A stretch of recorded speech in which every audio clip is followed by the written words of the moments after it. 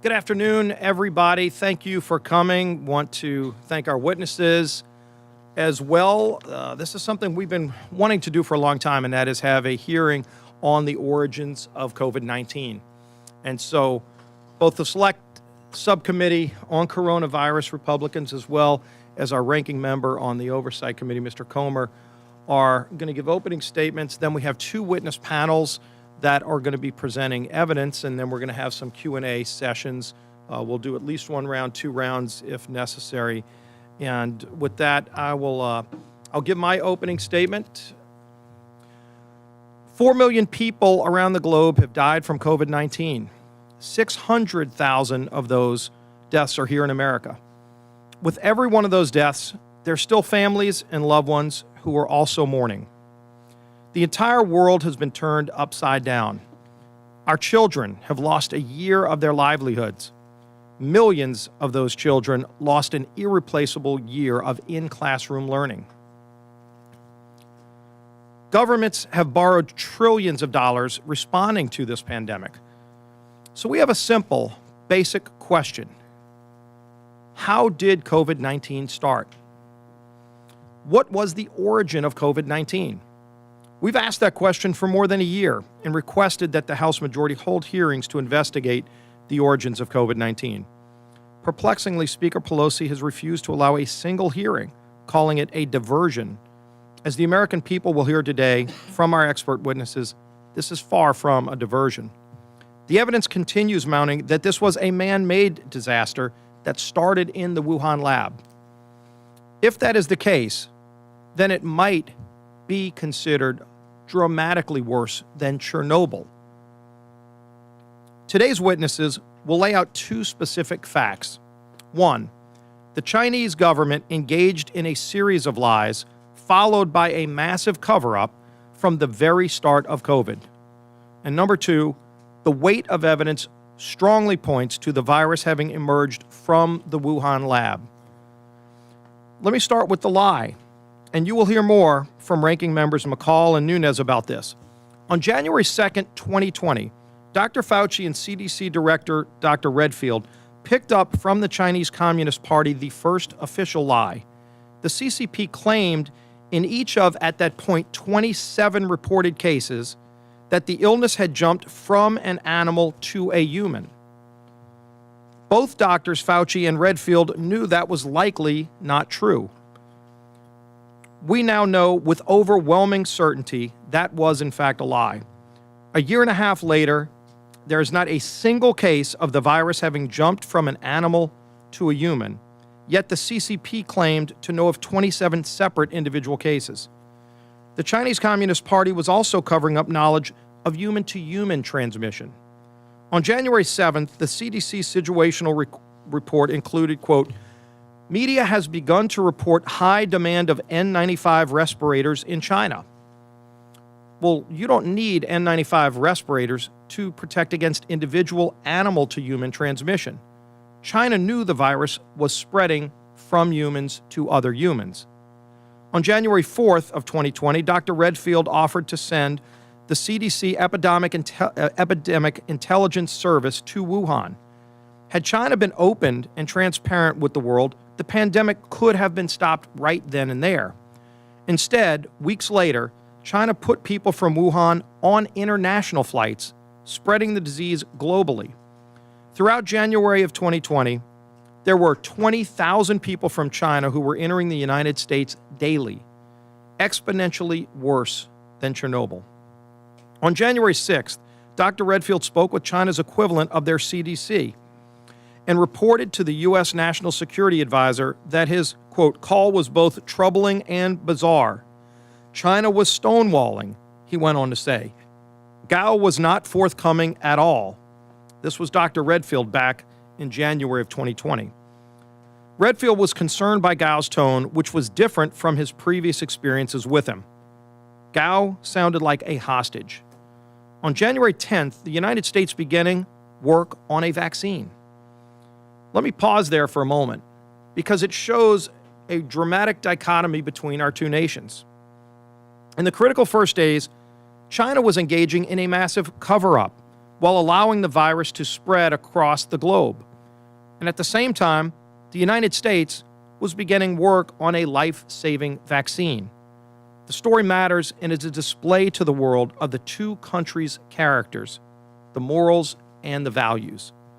By January 13th, Dr. Fauci concluded, quote, "Holy bleep, they haven't been telling us the truth."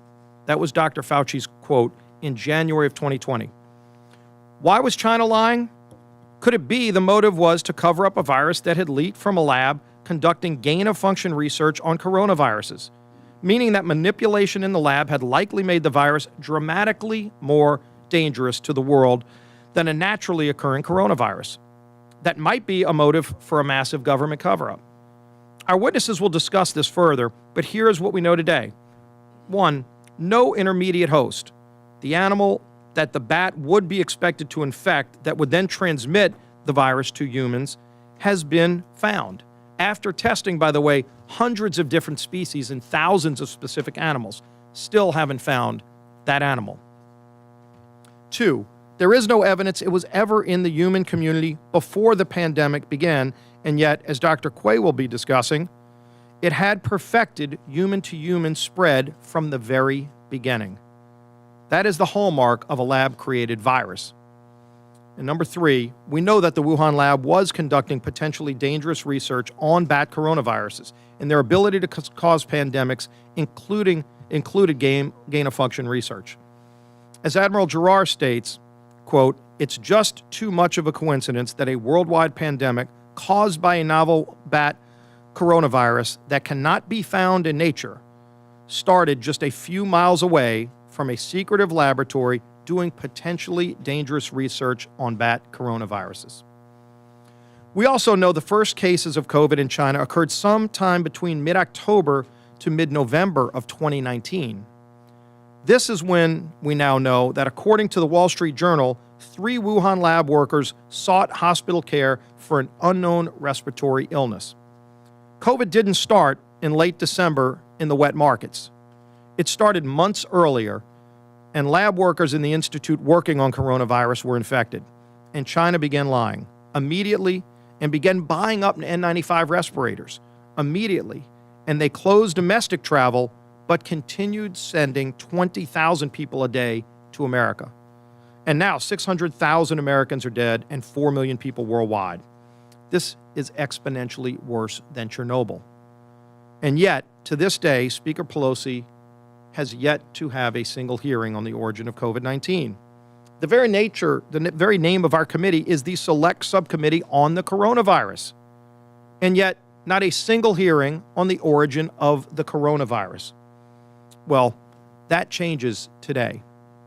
The American people will learn a lot today about what we know. The witnesses are respected, serious experts who have put time and research into learning more about the origins of COVID-19. But we should be having a bipartisan investigation that would include subpoena power to bring others in. NIH and Dr. Fauci should also testify about the history of NIH's involvement in gain of function. Speaker Pelosi should immediately take up the bill that passed unanimously out of the Senate that would declassify all intelligence related to the origins of COVID. Think about this. There is a bill that passed the Senate unanimously, all Republicans, all Democrats, to declassify some of the things we're trying to find out. Speaker Pelosi has yet to bring that up. We're calling on her to bring that up. It would pass this House overwhelmingly and get us more of those answers. So ultimately, today's hearing, we're going to be asking these questions, and we expect to get some answers, and we hope to continue pressing to get even more answers. With that, I'd like to yield to the ranking member of the Oversight Committee, Mr. Comer.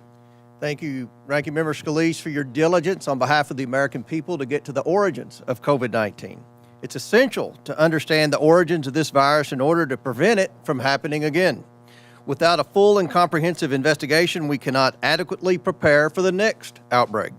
The Chinese Communist Party spent the majority of the last year and a half misleading the world, spreading propaganda, and enabling this virus to run unchecked for far too long. The Chinese Communist Party intentionally concealed the severity of COVID-19 to stockpile medical supplies to the detriment of the global supply chain. The Chinese Communist Party led an effort to control and conceal the information regarding their true infection and death rates. But they did not act alone. The World Health Organization helped the Chinese Communist Party by supporting and spreading their lies and propaganda. The World Health Organization denied that human-to-human spread of COVID-19 could occur based solely on Chinese Communist Party propaganda in early January 2020. When it became clear that human-to-human transmission was in fact occurring, the World Health Organization delayed labeling the pandemic a public health emergency of international concern because the Chinese Communist Party threatened to stop all international COVID-19 efforts if it made that determination. The World Health Organization failed to issue common sense restrictions on travel to and from China despite evidence the virus was transmitting when people traveled. The WHO, in an attempt to cover their tracks and perpetuate the Chinese Communist Party's propaganda, issued a one-sided report on the origins of the virus in April 2021. This report had no chance of being accurate because the Chinese Communist Party was given full veto power over inclusion of American scientists, and they vetoed the inclusion of 3 American scientists put forward by HHS. The Chinese Communist Party designed the mission's itinerary and refused to access the Chinese scientists' raw data, the 2 most important sources of information on the origins of the virus. At the behest of the Chinese Communist Party, the World Health Organization altered their mission to include far-fetched origin claims like shipped frozen food. And the Chinese Communist Party was given full power to edit and alter the final report. How could we expect anything close to a full investigation and accurate report when the government seemingly responsible for the outbreak controls the entire investigation? In short, China lied, the World Health Organization complied, and people died. Those responsible for the deaths of 600,000 Americans must be held accountable. And Congress must seek answers for grieving families who lost loved ones during the pandemic. A further concern has recently come to light that the Chinese Communist Party demanded that the NIH delete the early sequences of COVID-19 cases from their database. In order to best understand the origins of this pandemic, it's important to look at how the virus initially emerged in the human population. This information is most accurately found in the first infected patients. Without this data, it becomes increasingly hard to uncover the truth. This is yet another link in the long chain of Chinese Communist Party cover-up actions and raises important questions about whether there were additional sequences that the Chinese Communist Party failed to share with the world or deleted after COVID-19 began to spread. Despite repeated attempts by the Chinese Communist Party to cover up the origin of this virus, a significant amount of data has been collected and analyzed in the last year and a half.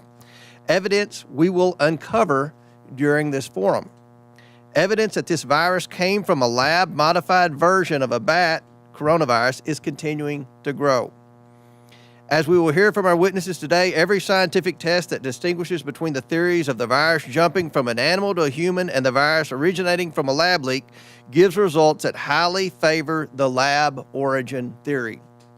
We have yet to see any hard data that supports this virus came directly from animal to human. I look forward to hearing more from our distinguished colleagues about their efforts to uncover the truth and look forward to hearing from our panel of experts. Their work is fundamental to preventing the next pandemic, and we thank everyone for it. I yield back. Thank you, Ranking Member Comer. Now to our fellow colleagues on the Select Subcommittee for opening statements. Mr. Jordan, you want to yield to? All right, we'll go to our panel then. After the first panel, we'll come back to our members of the Select Subcommittee. I know that the panelists that we're going to hear from next are colleagues who have been working on the front lines of various portions of this pandemic, but also looking into different avenues that we can at least get some information on regarding the origins. So with that, we'll start with Ranking Member of the Energy and Commerce Committee, Ms. McMorris Rodgers.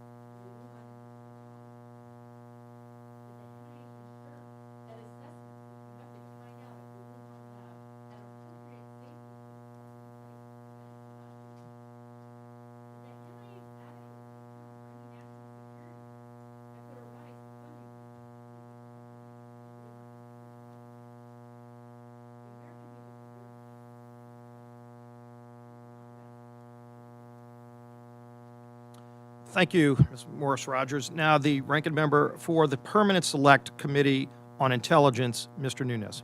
Well, thank you, Mr. Scalise. And Make sure your microphone is on, too. shows it's on now. There we go. All right. I want to thank Whip Scalise and Mr. Comer. I'm happy to be here today to discuss the work of Intelligence Committee Republicans to uncover the truth behind the origins of COVID-19.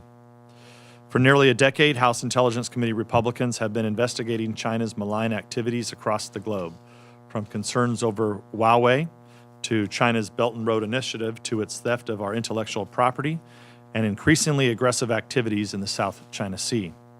We have actively worked to determine the nature and scope of nefarious Chinese activities.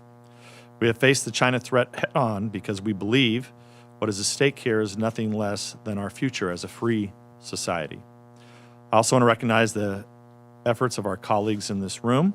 Commend all of you for your strong leadership on this front, both in the Select Committee and via the House Republicans China Task Force that was stood up last Congress, and the roadmap for COVID-19 accountability released last week. The Chinese government, the Chinese Communist Party, and the People's Liberation Army represent an existential threat to freedom across the globe. Strong, dynamic, and fearless leadership is what is needed to combat a threat of this magnitude. Unfortunately, the Democrats possess none of these qualities, particularly when it comes to China. President Biden has failed to do anything meaningful to hold China accountable. Congressional Democrats seemingly have no interest in protecting our nation and people from this threat. And the media continues to serve as a propaganda mouthpiece for China, the Biden White House, and Democratic leadership, along with help from big tech. Consequently, last month, committee Republicans on the House Intelligence Committee released an interim report on COVID-19 and the Wuhan Institute of Virology Laboratory. That report describes our efforts to understand how the COVID-19 virus originated. In brief, here is what we found. First, there is simply no substantive evidence supporting the theory that SARS-CoV-2 was a virus transferred from an animal to human, and recent scientific scholarship suggests that such a zoonotic transfer is unlikely. Chinese researchers have failed to find the original bat population or species from which the virus may have jumped, despite an intensive search and testing more than 80,000 animals. Second, there were multiple warnings about safety at the Wuhan lab beginning as far back as 2017. Health and science experts from U.S. Embassy in Beijing warned the lab's work to make bat coronaviruses infectious for humans, coupled with the grave safety control concerns, could result in the accidental unleashing of a SARS-like pandemic. Third, our report outlines how China engaged in highly sensitive gain-of-function research at the Wuhan lab. As we all know by now, gain-of-function research can produce dangerous viral strains that could intentionally or unintentionally cause a pandemic. That NIAID, under the leadership of Dr. Fauci, funneled U.S. taxpayer dollars to the Wuhan lab for gain-of-function research. Fourth, the People's Liberation Army reportedly conducts secret scientific research in the Wuhan lab, and the head of the lab is a major general in the People's Liberation Army who is recognized as China's top biowarfare expert. Given the Chinese military's presence at the lab, it is difficult to understand why the U.S. government permitted and funded collaborative research there. And finally, China has prevented a fulsome and credible investigation into the origins of COVID-19. Why would they do such a thing if the virus originated from an animal? China's interference, of course, is what allegedly led the Biden administration to insist that China cooperate or face isolation in the international community. This is, of course, a weak and ineffective position to take. Like most authoritarian nations, China does not respect weakness. Stronger steps are needed to ensure we can get to the bottom of this matter and have confidence in the result. Let's not forget the Biden administration only called on China to cooperate a week after House Intelligence Committee released our report and after the Republicans' efforts to investigate the origins of COVID-19 had begun to resonate with the American people. As with many other things, the Democrats are not interested in finding the truth. That's why they're not here today, and they are only interested in cynically getting ahead of the storyline. Remember my comment about the media acting like a propagandist mouthpiece for the Democratic Party. A year ago, the media labeled President Trump and Republicans as racist, xenophobes for suggesting the virus was not zoonotic, but was the result of a lab leak. The possibility that this virus originated in a lab was dismissed as a conspiracy theory by the press. In fact, Facebook and other big tech banned and removed posts that claimed the virus may have come from a lab. Why? Well, because they feared that information would support statements made by President Trump and Republicans at the time. The fact that the Democrats and their allies in the media and big tech were more interested in hurling insults at their political opponents rather than fostering an open discourse about the origins of the virus that has killed over 3 million people worldwide. In contrast, I appreciate the work of not only this committee, but you can trust that the House Intelligence Committee Republicans will continue our investigation into China's malign activities. And with that, I yield back. Thank you again, Mr. Nunes, for that work and that presentation. Now, not only the ranking member on the Committee on Foreign Affairs, but also the head of the House's China Task Force, Chairman Mike McCaul. Thank you, Whip Scalise, Ranking Member Comer. As many of you know, I began investigating the origins of COVID-19 in April last year, both as a top Republican on the Foreign Affairs Committee and as the chair of the China Task Force encompassing 11 committees of jurisdiction. We invited the Democrats to join us. Speaker Pelosi said it was a diversion. I released my initial report last September. In that report, we touched on the possibility that it could have come from the lab. After continuing to research this topic, I now feel comfortable concluding that it is more likely than not that it came from the lab. In fact, I would say there's credible evidence as a former federal prosecutor. Unfortunately, we may never know for certain because the Chinese Communist Party went to great lengths to cover up this outbreak. They detained the doctors in order to silence them. They disappeared journalists. They destroyed lab samples. They hid the fact that there was clear evidence of human-to-human transmission, and they refused to allow a real investigation into the origins. And at the same time, the WHO, under Director General Tedros, failed to warn the world of the impending pandemic. Instead, he parroted the CCP's talking points and was really acting as a puppet of General Secretary Xi. As I've often said, this was the worst cover-up in human history. Now, more than 1 year later, at least 4 million people have lost their lives, including more than 600,000 Americans. Unfortunately, the Biden administration is refusing to take investigating the origins of this virus seriously. They are pushing for yet another WHO investigation, even after the last one was so tainted by the CCP that even Tedros has said more investigations needed to be done. But that's why we're here today, because the president and congressional Democrats are forcing us to do this work alone. As we continue this investigation, I believe it's time to completely dismiss the wet market as a source of the outbreak. We have a confirmed case 10 days before the wet market cluster that had no connection to the market itself. In fact, I would say this is a diversion by the CCP, and all roads point to the lab. And even as the CCP now has admitted after the fact that they don't believe the virus originated at the wet market. But as a former federal prosecutor, I can tell you the preponderance of the evidence that it came from the lab is very convincing. State Department cables from 2018 detail significant concerns about the safety protocols not being followed at the new campus of the Wuhan Institute of Virology. We know that this was not the first instance of safety protocols being ignored at the Chinese labs. In 2004, SARS leaked from a similar lab in Beijing. We now know that at the same time of the State Department cables, and for several years before, scientists at the WIV were conducting gain-of-function research at both the new and old facilities. This is genetic modification of the virus to make it more viral, to make it more transmittable, to make it more infectious in humans. Some of this research was conducted not only at BSL-4, but BSL-2 labs, even though that kind of research should be conducted at BSL-4. BSL-2 are far less secure. By the way, there's one very close to the wet market.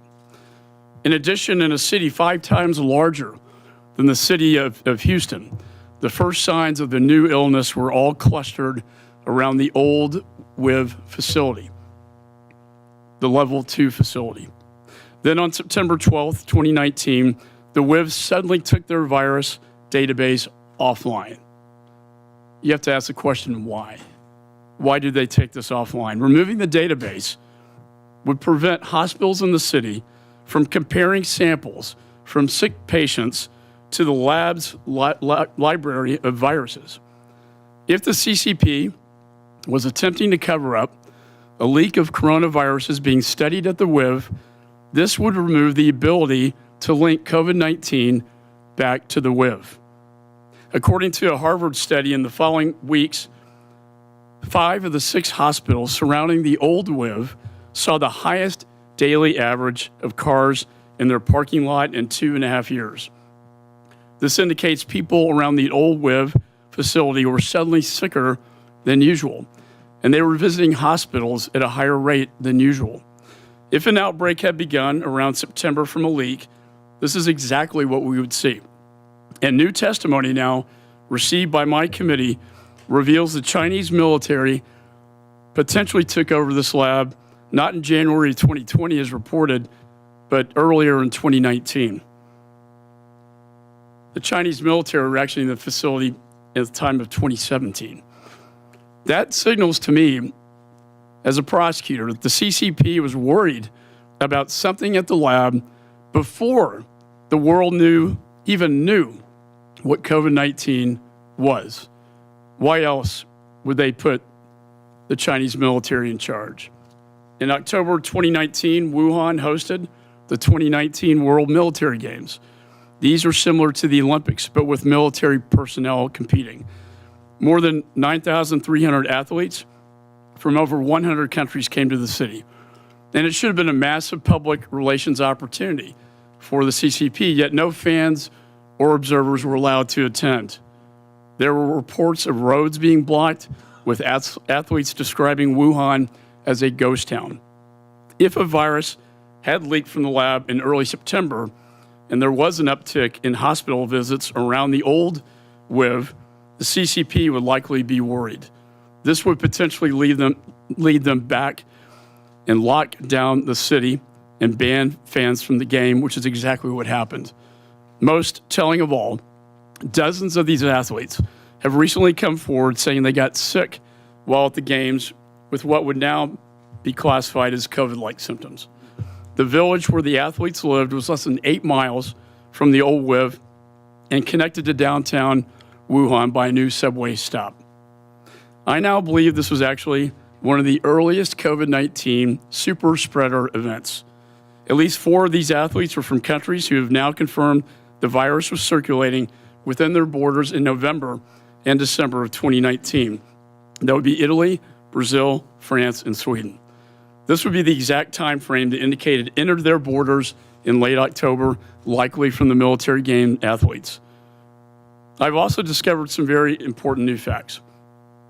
They not only point to the Wuhan Institute being the likeliest point of origin, but they also establish a high likelihood that the virus was man-made as well.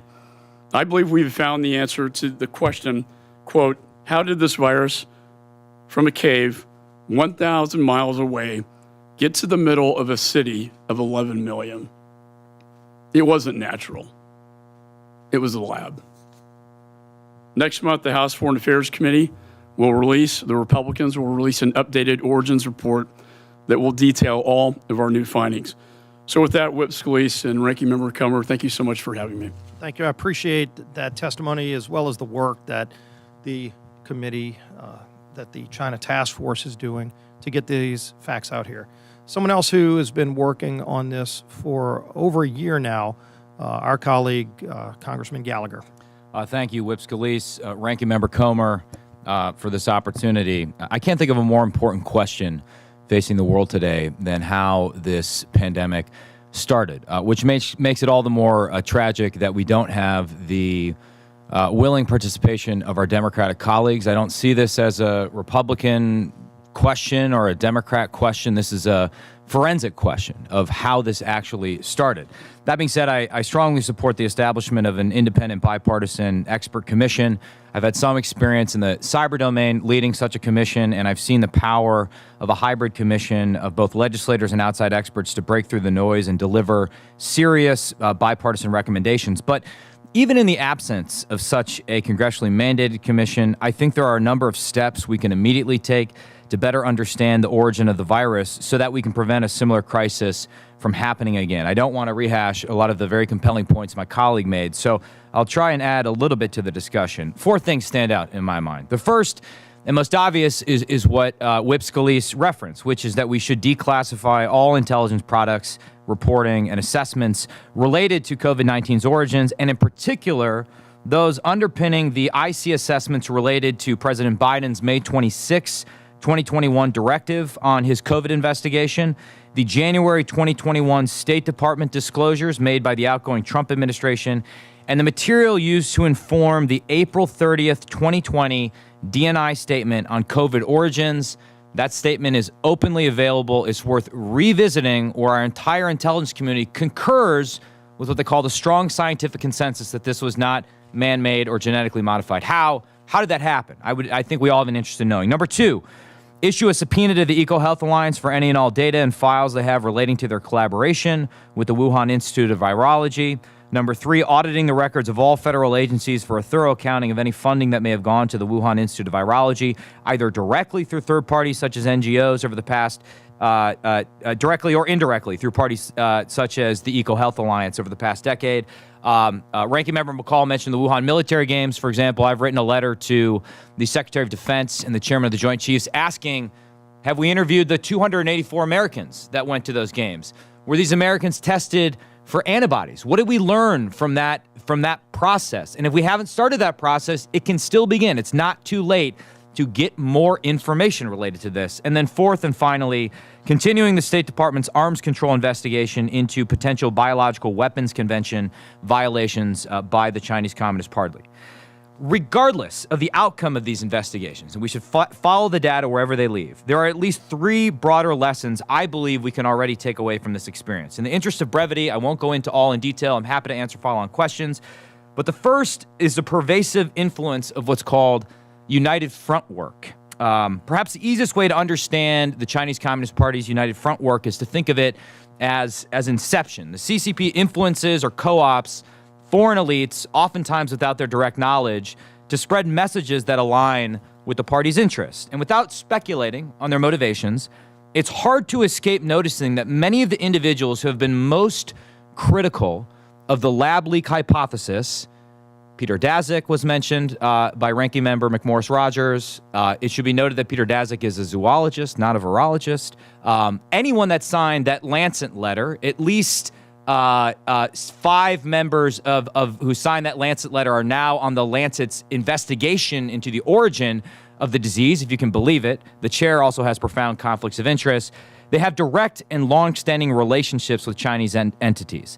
The second is the need to enhance American biological defenses. The tragic deaths of over 600,000 Americans and the losses throughout our economy have signaled to our adversaries that biological warfare could be a highly effective mechanism to attack our homeland. And given the rapid advances in synthetic biology, we need to act quickly so our adversaries cannot weaponize biology against us. And third and finally, I believe it is long past time for us to completely decouple our scientific collaboration with the People's Republic of China. Like many Americans, I was startled to discover that taxpayer resources made their way to the Wuhan Institute of Virology, which we know from the January 2021 State Department fact sheet, engaged in classified research on behalf of the Chinese military. While scientific collaboration is an important part of our technological leadership, we have plenty of like-minded allies and partners that are not actively engaged in genocide, nor threatening their neighbors with invasion that we can work with. And unfortunately, given the direction of the CCP policy, scientific collaboration is likely only to enhance the party's grip on power through new ways to surveil or control their population, or in the worst case, develop the ability to wipe out entire populations, depending on the whims of the party. Ranking Member Scalise, you started off by commenting that this is worse than Chernobyl. I agree with that. I've called this the CCP's Chernobyl. If you've seen the HBO miniseries Chernobyl, there's a moment at the end when the lead scientist, Valery Legosev, makes a comment, and he says, "Every lie we tell incurs a debt to the truth, and sooner or later, the debt is paid." Well, the debt incurred by the CCP's lies has cost us over 600,000 American lives and counting. And we owe it to these people and to their families to get to the truth. Thank you. I yield back. Well, Congressman Gallagher, I thank you for that work and for that presentation. Before I go to the members of the Select Subcommittee for their opening statements, since it's been referenced twice now, I did want to ask unanimous consent to enter into the record Senate Bill 1348. This is the bill that would require the Director of National Intelligence to declassify information relating to the origin of COVID-19 and for other purposes. This bill passed the Senate unanimously, still sitting in the House without objection. This will be entered into the record. And now we'll go to Mr. Jordan for his opening statements. Thank you, Mr. Chairman. Friday, January 31st, 2020 at 10:32 p.m., Dr. Fauci gets an email from Christian Anderson. Christian Anderson's a British researcher who's received numerous grants from NIH. Two really important sentences are in that email. Two sentences that get Dr. Fauci's attention. The first is this: the unusual features of the virus make up a really small part of the genome. So one has to look really closely at all the sequences to see that some of the features look engineered. Again, this is January 31st, 2020. Second sentence: Eddie, Bob, Mike, and myself all find the genome inconsistent with expectations from evolutionary theory. Email arrives 10:32 to Dr. Fauci on January 31st, 2020. 2 hours later at 12:29 in the morning, Dr. Fauci sends an email to his top deputy, Mr. Hugh Auchincloss. Guys worked for Fauci for 15 years, part of his inner circle. Sends it, subject line says important in all capital letters. He attaches a paper on gain-of-function research written by Dr. Barrick and Dr. Shi. Dr. Shi, of course, is the so-called Bat Lady, Batwoman, the lady who does research in the Wuhan, China lab. This email, Dr. Fauci says, again, to his top deputy, "It is essential that we speak this AM. Keep your cell phone on, read this paper. You will have tasks to do today that must be done." Notice the intensity. Notice the focus. I mean, this is the house is on fire email here. Now, 2 hours after that, at 2:48 in the morning, Dr. Fauci's busy this morning.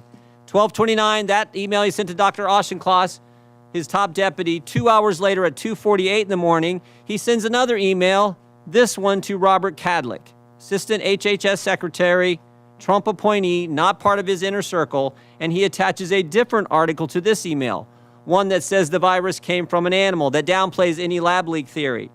Now, again, notice the tone of this one. Bob, this just came out today. Gives a balanced view, best, Tony. I mean, totally different from the previous. This is one like, oh, if you get a chance, read this, gives a balanced view. So the tone is different, but also that sentence, gives a balanced view, it's not true either. That's just not accurate. This article downplays, as I said, the lab leak theory, emphasizes evolutionary cause to the virus. What happens next? What happens next? Later that same morning at 11:47 a.m., Dr. Fauci's deputy gets back to him. I just want to read you this whole email. "The paper you sent me," the one he sent him on that was written by the virologist from Wuhan, China, and Dr. Barrick, "the paper you sent me says the experiments were performed before the gain-of-function pause, but have since been reviewed and approved by NIH. Not sure what that means, since Emily, someone else who works for Dr. Fauci, is sure that no coronavirus work has gone through the P3 framework, which of course is the oversight body that's supposed to approve any grant dollars going for gain-of-function research. No coronavirus work has gone through the P3 framework." Final sentence: "She will try to determine if we have any distant ties to this work abroad. She will try to determine if our fingerprints are on any of this." All these emails happen in 13 hours.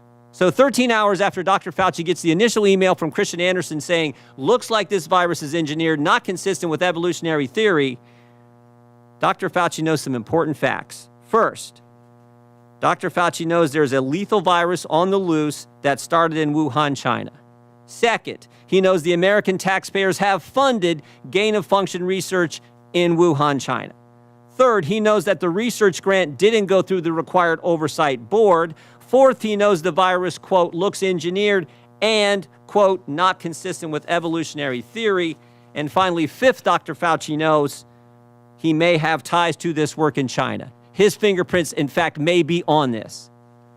So what does Dr. Fauci do next? After he says, oh, whatever, what does he do next? He organizes a conference call for later that same day. I mean, this is the busiest 24 hours I think I've ever. He organizes a conference call, 12 people on the call. Dr. Fauci and 11 virologists from around the world. Virologists who've gotten millions of American tax dollars over the past several years. Now look at this list. Here's the list of people. There's only 2 Americans on the list, Tony Fauci and one other. Most of them are from around the world, as I said. I think the first thing you notice is who's not on the call. Who's not on the list? Is Dr. Kadlec on the list? The guy he sent the email to at 3 in the morning? Is Dr. Redfield the head of CDC? Dr. Giroir, who's with us today, Assistant Secretary at HHS at the time? Dr. Birx, the lady who's soon to be COVID response coordinator? In fact, there's no one from the government on the call except Tony Fauci. Tony Fauci and 11 other individuals who got a bunch of American tax dollars over the years. What happened on the conference call? The short answer is we don't know. We don't know what they talked about. I mean, I think we got a good idea. We don't know for sure, but we do know what happened 4 days later.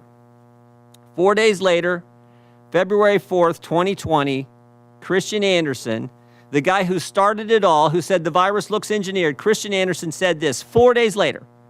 The crackpot theories going around at the moment relate to this virus being somehow engineered. That is demonstrably false, close quote. What? In 4 days, this guy went from this looks engineered to now that's demonstrably false. 4 days, he went from this isn't consistent with evolutionary theory. Now we know it's totally evolutionary. But it gets even better. It gets even better. Mr. Anderson and 3 of the other people on this call write an article a few weeks later that says COVID is not a laboratory construct.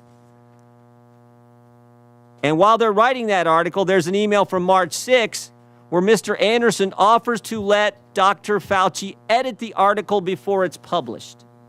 And here's the kicker. Here's the kicker. When the article is published, Dr. Fauci cites it at a White House press conference when he is asked by a reporter about the origin of the virus. Cites the very article he put in motion on the conference call and he was allowed to edit. At the White House, where he's supposed to be giving the American people the truth, he references an article that he manufactured. Now, maybe I'm wrong about all this. Maybe it didn't work out this way. I think I'm right. Maybe it didn't work out this way.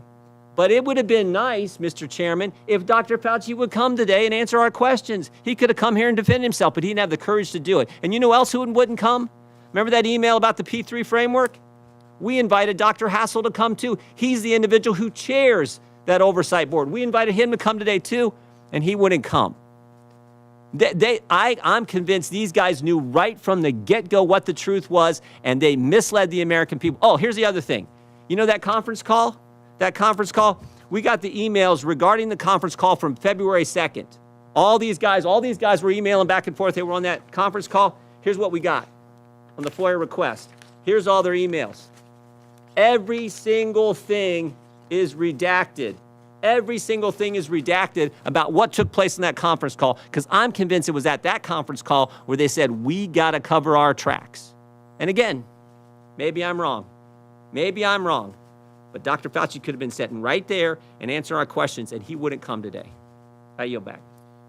Thank you, Mr. Jordan, and let the record reflect that Dr. Fauci was invited Friday afternoon. He declined. With that, we'll go to Dr. Miller-Meeks for opening. Thank you so much, Mr. Scalise, Representative Scalise. Thank you to also Representative Comer and all of our panelists for coming. It's unfortunate that the entire committee could not join us for this important discussion because, as we've already heard, understanding the origins of COVID-19 pandemic has both public health and national security implications. We all know that Wuhan, China, where the COVID-19 virus originated, is home to the Wuhan Institute of Virology. The Wuhan Institute of Virology is China's only cellular level 4 biosafety super laboratory that researches human infectious diseases. This lab is only a few miles away from the wet market that is said to be the origin of COVID-19. As many of my colleagues have already stated, I went to the floor earlier this month to call for a full and thorough investigation into the origins of COVID-19. There needs to be a serious investigation into the origins of COVID-19, and we must uncover what the Chinese Communist Party knew and when, and what the World Health Organization knew and when. Why do we think that this came from a laboratory or a lab leak as versus to natural evolutionary? One is the initial concern by scientists and the fact that their article was removed by the Chinese Communist Party off of the internet. Two is the proximity of WIV to the wet market. Three, no intermediate host, and we know that we rapidly discovered the intermediate host for both SARS and MERS. Four, the Chinese Communist Party vigorously lobbied WHO to both deny human-to-human transmission and to avoid or delay announcing an international emergency or pandemic. Five, the removal of scientific papers by Chinese scientists from the internet early in 2020, and then, as previously stated, they took their database offline last fall. We also know that the speed and rapidity and the number of variants and then the unique genetic code. So we must hold the Chinese Communist Party accountable for their missteps, of which this is only one. While they were stalling and not notifying the World Health Organization about the extent of the COVID-19 outbreak, the Department of Homeland Security Intelligence Enterprise found that the CCP used this time to stockpile masks, gowns, and gloves. This lost time put U.S. frontline workers at risk and undoubtedly contributed to at least some of the 600,000 U.S. deaths from COVID-19. To prevent something like this from happening in the future, we must seriously consider and examine how much scrutiny we place on laboratories working with highly infectious agents. Furthermore, we need to make sure our media gatekeepers are more cautious and allow science to work before censoring information or suppressing information. While no scientific changes have occurred, the media has recently decided to allow the theory that the SARS-CoV-2 originated in a lab to actually be shared with the American people. This is after a year of downplaying and scrutinizing that theory. And people rightly may ask, why does it matter what the origins of COVID are? We've lived through the pandemic, the vaccines are working, and we're getting back to normal. But as a former director of the Iowa Department of Public Health and as a physician, I know that this pandemic will not be the last. We must get to the bottom of the origins to try to prevent our next public health emergency. As a member of Congress, I believe it is our responsibility to ensure that other nations live up to their responsibilities and that international organizations in which we participate and fund are well regulated and beneficial for the American people. International health regulations state that each state party shall notify WHO within 24 hours of all events which may constitute a public health emergency of international concern. According to the reports from Hong Kong, the CCP identified cases of COVID-19 going all the way back to November 17, 2019, over a month before the WHO was officially notified or publicly notified.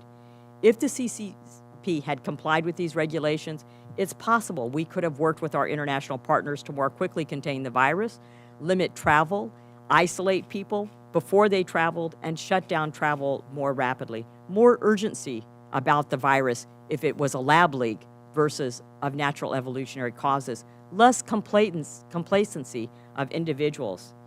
It's incumbent upon the international community to have safety protocols for the laboratories, the type of research that can be conducted. Is it ethical to bring a virus from the wild into a laboratory? And is it ethical to have gain-of-function research that increases its transmission in humans? Also, publications in prestigious journals, which is what we as scientists and doctors like to do and for which we aspire. But should they publish scientific articles if the lab is not in compliance with safety standards, or if there is not full disclosure and financial disclosure and conflicts of interest? Should we have viruses that are in the wild that we bring into laboratories and then manipulate them for gain-of-function research? As Representative Scalise said, this is the Chernobyl of virus research, and it should underscore the need for increased scrutiny of gain-of-function research anywhere in the world. Because it is the hubris and arrogance of human scientists that failed the basic function of security and safety. If we are going to be serious about advancing scientifically in order to prepare for our next pandemic, then we must let science work. We must allow for debate and dissenting views to be heard, or we may never get to the root cause of this problem and hold the Chinese Communist Party accountable. Thank you. Thank you, Dr. Miller Meeks. And now, Dr. Mark Green. Thank you, Ranking Member Scalise and Ranking Member Comer. It's great to be back on an oversight committee with Ranking Member Comer. Thank you both for setting this up. For many months, we have asked Speaker Pelosi to investigate the origins of this virus that has led to over 600,000 deaths in this country and disrupted our society for well over a year. It's a shame that our Democrat colleagues continue to refuse to hold this very important hearing. For most of the pandemic, anyone who raised questions about the origin of the virus was dismissed as some crazy conspiracy theorists. Yet despite the efforts of some of the media and all of big tech, the World Health Organization and the Chinese Communist Party, we continue to find increasing evidence suggesting that this pandemic can be traced back to the Wuhan Institute of Virology in Wuhan, China. Our panel of distinguished experts can speak in further detail to the mounting scientific evidence pointing to the origins of the pandemic. We now know that the lab in Wuhan was conducting gain-of-function research specifically on bat coronaviruses. If this pandemic was indeed the result of a leak from the Wuhan Institute of Virology, it would be one of the greatest medical cover-ups in human history. Gain-of-function research should never be done at an unsafe lab. Covered up by a ruthless authoritarian government, setting off a worldwide pandemic that has left more than 3.9 million people dead around the world. From the very beginning, Beijing has actively sought to deceive the world on the origin and severity of COVID-19. As the virus was spreading in Wuhan, the CCP silenced whistleblowers such as Dr. Li Wenliang and censored others who warned about the outbreak. Furthermore, the Chinese government consistently underreported cases and deaths, which continues to this day. What are the chances that the epicenter of the virus, a nation of over 1 billion people, has suffered around 5,500 deaths in only 120,000 cases? Through the World Health Organization, the Chinese government spread propaganda denying evidence of human-to-human transmission and claiming that the spread was under control. Meanwhile, according to a DHS report, while China was deceiving the world about the seriousness of the virus, it was also working to buy up PPE around the world, increasing its imports of surgical masks by 278%. Then, of course, we know they turned around and sold it back to Italy, who had donated it to China. How many lives could have been saved had the world been made aware when Beijing was made aware? To this day, the CCP continues to obstruct efforts to get to the truth about the origins of the pandemic. A spokesman for the Chinese Foreign Ministry shamelessly accused the United States military of bringing the virus to China, and the Chinese government has threatened to sanction American lawmakers who criticize the regime's handling of the pandemic. When the World Health Organization finally sent a team to investigate, the CCP completely controlled the investigation, from vetoing proposed team members and restricting access to exercising editorial control over the final report. The only American the CCP allowed was Peter Daszak of Echo Health Alliance, the same group which channeled the NIH funding for coronavirus research to the Wuhan Institute of Virology. There's much that remains to be investigated about the origins of COVID-19. We have to understand the origins of this pandemic to prevent future pandemics.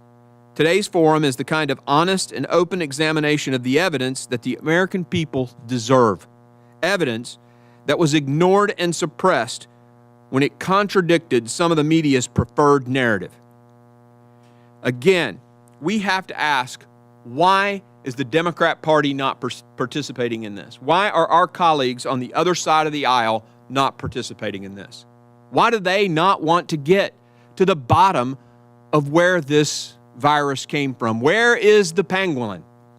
Somebody tell me, where's the pangolin? We haven't found him yet. There's a strong indication, and we're looking forward to questions today in our testimony today, but the question remains, where are the Democrats on this?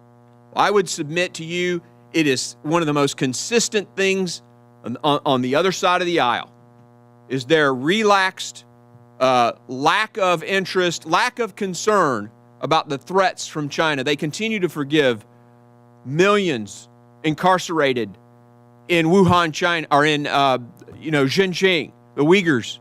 They don't seem to care about intellectual property theft. They don't seem to care about their state-owned enterprises competing unfairly with subsidies from their taxpayers' coffers. The Democrats don't want to hold China accountable. That might be something else we look into.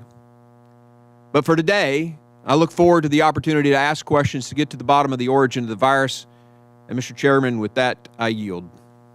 Appreciate that, Dr. Green. And now to bring up our expert panelists. And again, I thank each of you for coming. You all in your own rights have done extensive research, both in following the science and in getting the facts, which is what we intend to do today. And this is probably the greatest gathering of scientists who have actually done real research into the origins of COVID-19 that has ever been assembled here in Washington's Capitol. So with that, let's start with you, Dr. Giroir. No stranger to these members. We've seen you testify before many committees. Dr. Giroir was the Assistant Secretary for Health at the U.S. Department of Health and Human Services in the Trump administration. He also served as an admiral in the Public Health Service Commissioned Corps and U.S. representative to the Executive Board of the World Health Organization. As a member of the White House Coronavirus Task Force, he was known as the testing czar and did a phenomenal job at coming together and bringing people together to address that lack of testing to ultimately get to a point where Americans could be tested. We owe a great deal of gratitude to you for your previous work. Dr. Giroir, thank you for the work you've been doing on this investigation, and you may begin. Ranking Members Comer and Scalise, members of the House Committee and Select Subcommittee, thank you for allowing me to provide my perspectives on the origin of COVID-19. Perspective number one, although we do not yet have indisputable evidence pinpointing the exact origin of the virus that causes COVID-19, I assess that the most likely origin was an accidental infection of laboratory personnel from the Wuhan Institute of Virology, with secondary transmission to the local population and subsequent spread to hundreds of millions of people around the world.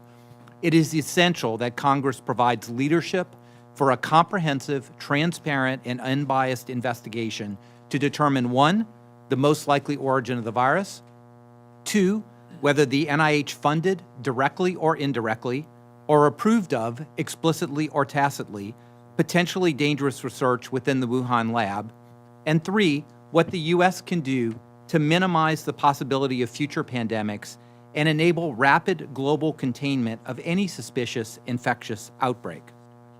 Perspective number 2, there is an increasing body of evidence pointing to a lab leak origin of the virus. 1, the WHO investigation published March 1st failed to detect the presence of the virus after testing more than 80,000 wildlife, livestock, and poultry samples from 31 provinces in China. Moreover, the closest virus found in nature was, quote, several decades of evolution removed from the COVID-19 virus. And we now know definitively that the Wuhan wet market was not the origin of the virus, but was a site of secondary spread. Point number 2, we know that the Wuhan lab was conducting potentially dangerous research on bat coronaviruses and their ability to cause pandemics, including gain-of-function research. This was proven in a 2015 Nature Medicine publication in which investigators from Wuhan and collaborators across the globe reported the creation of a new hybrid bat coronavirus that could bind to and infect human airway cells.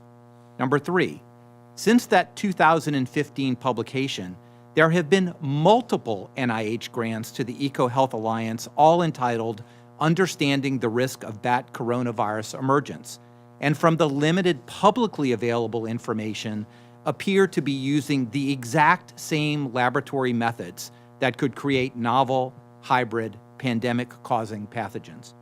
Number 4, independent scientific studies have concluded that the first cases of COVID in China occurred sometime between mid-October and mid-November of 2019. This is the exact time frame, according to the U.S. intelligence, that some Wuhan lab workers became ill with a respiratory infection, and that, according to the Wall Street Journal, 3 Wuhan lab workers sought hospital care for an unknown respiratory illness. And finally, the bottom line is, I believe it is just too much of a coincidence that a worldwide pandemic caused by a novel bat coronavirus that cannot be found in nature started just a few miles away from a secretive laboratory doing potentially dangerous research on bat coronaviruses. Sometimes the most obvious explanation is indeed the correct one. Perspective number 3. The WHO cannot be relied upon to do an authoritative investigation because it is a multilateral organization with no authority to do anything in China that is not directly approved by the Chinese Communist Party. On behalf of the Trump administration in September 2020, I delivered a comprehensive roadmap of reform to the executive board of the WHO that would strengthen the WHO's global emergency preparedness and response capabilities.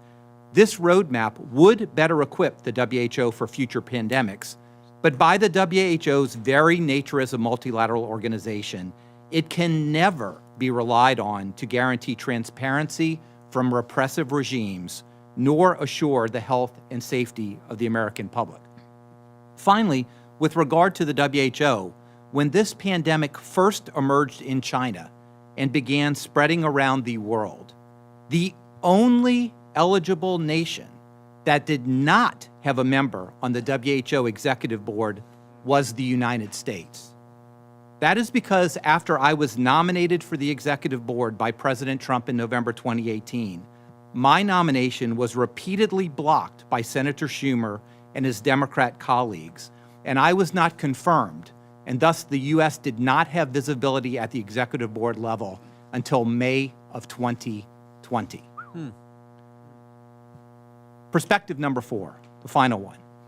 The investigation of the origins of COVID-19 and the regulation of gain-of-function research cannot be left to scientists alone, many of whom have serious conflicts of interest. These conflicts include hundreds of thousands of dollars in annual salary, pharmaceutical company paid advisory board seats, millions of dollars in grants, rights to inventions that could result in tens of millions of dollars in royalties, and perhaps most important, their reputations among an often elitist scientific community that is overwhelmingly biased against anything related to the Trump administration. Similarly, Americans should be careful of defenses of China by experts who are employed by or on the boards of companies with billions of dollars at stake in China and who fear reprisals from the Chinese Communist Party. In conclusion, it is critical to our nation, to the American people, to the world, and to future generations that we develop a bipartisan consensus on the truth of what happened. And I respectfully encourage the entire Congress to come together as truth seekers and truth tellers to accomplish this objective. Thank you for inviting me today, and I look forward to your questions. Thank you for that statement, Dr. Giroir, and we will continue to seek that bipartisan cooperation. Now, our next witness, Dr. David Asher. He is a senior fellow at the Hudson Institute. Most recently, he led the U.S. Department of State's arms control investigation into COVID-19's origins, and he also examined whether China's conduct constituted a violation of the Biological Weapons Convention. With that, Dr. Asher, thank you for joining us. Thank you, Republican Whip Scalise, Ranking Member Comer, and to all the members of the Select Committee on Examining the Coronavirus for inviting me today. I welcome this opportunity to speak before this important gathering of concerned Republican members. I equally would welcome the opportunity in the near future to meet with the Democratic majority side as well. I'm a part of the Hudson Institute, a research institute in Washington. It's nonpartisan. I approached the investigation that I led at the Department of State, not in a particularly partisan way whatsoever. I've done this for Democrats and Republicans, maybe more Republicans, but it doesn't really matter. This is an issue that affects all of us, as you pointed out. In 1960, Hudson's founder, Herman Kahn, famously wrote the book Thinking About the Unthinkable. It talked about thermonuclear war and ways of reducing the likelihood of such a war, for methods of coping with the consequences should such a war occur. At Hudson, we're still guided by Dr. Kahn's principles, but I will tell you, my main concern for you today, having worked in and around WMD investigations into terrorists and proliferation networks and state adversaries, including China, for over now nearly 30 years of my life, is that we're entering an era of biological warfare, and this is the beginning of a threat level that will affect us for the rest of our lives and probably for generations to come. Whether the Chinese did this deliberately or not, in terms of creating this pathogen, I think that chances are that they were working on it and it was funded by the military. I'm very confident in that. But whether they released it or not deliberately or just had an accident, I think the answer is they probably had an accident, but that doesn't matter because they allowed it to be weaponized in the wake of its release. They didn't tell us at the State Department. I stand here before you with Assistant Secretary Tom DiNanno behind me, who led the arms control effort at State. One of the things we did in the fall of last year was really systematically look at whether the Biological Weapons Convention had been violated and what the evidence was to that effect. And what we found truly disturbed us. The Chinese were working on a military-supported program, which they did not declare under the Biological Weapons Convention, so they lied. It involved coronaviruses, which they said they weren't working on at the Wuhan Institute in their declarations to the Biological Weapons Convention. Mysteriously, at the same year in 2016-2017 period, that they stopped declaring coronavirus research as occurring at the Wuhan Institute, they kicked off the classified research with the PLA, the People's Liberation Army. There's a lot of things that I could talk about if you want to answer, if there's any questions you've got, but let me just talk about some things I recommend you consider doing immediately as members of Congress. And then, actually, before that, I'll talk about some things I think the Biden administration itself should do. First, we should stop funding the Chinese communists' research into biology. It's this dangerous gain-of-function collaboration with China has to end. I'm shocked we wouldn't, as a government, including my own non-proliferation-related colleagues at State, say that this was basically aiding and abetting an enemy adversary, a national adversary. Secondly, we got to enforce our treaty compliance. That should be a focus across the board. The Biological Weapons Convention has been violated. The State Department should not have said that it's case closed and we should not continue a Biological Weapons Convention investigation into a violation. There has been a violation. Legally, the State Department's bound to continue this investigation under this administration. Sanctions. China needs to be coerced. They need to feel the pain. It's a year and a half after this thing broke out. The clocks have melted. Time has not stood still like a Salvador Dali painting, except in Beijing, where they're sitting around saying, wow, look what we've been able to get away with. And as their economy grows 18.2% the last quarter, and exports are up 49%. We have tools at our disposal, Executive Order 13382 on WMD proliferation particularly. We also need to get prepared for the next pandemic. There's a lot that can be done with forward biothreat sensors. Next, what should you do, in my personal opinion? Expert commission, 9/11-like commission. I had friends die on 9/11. I'm sure you did too.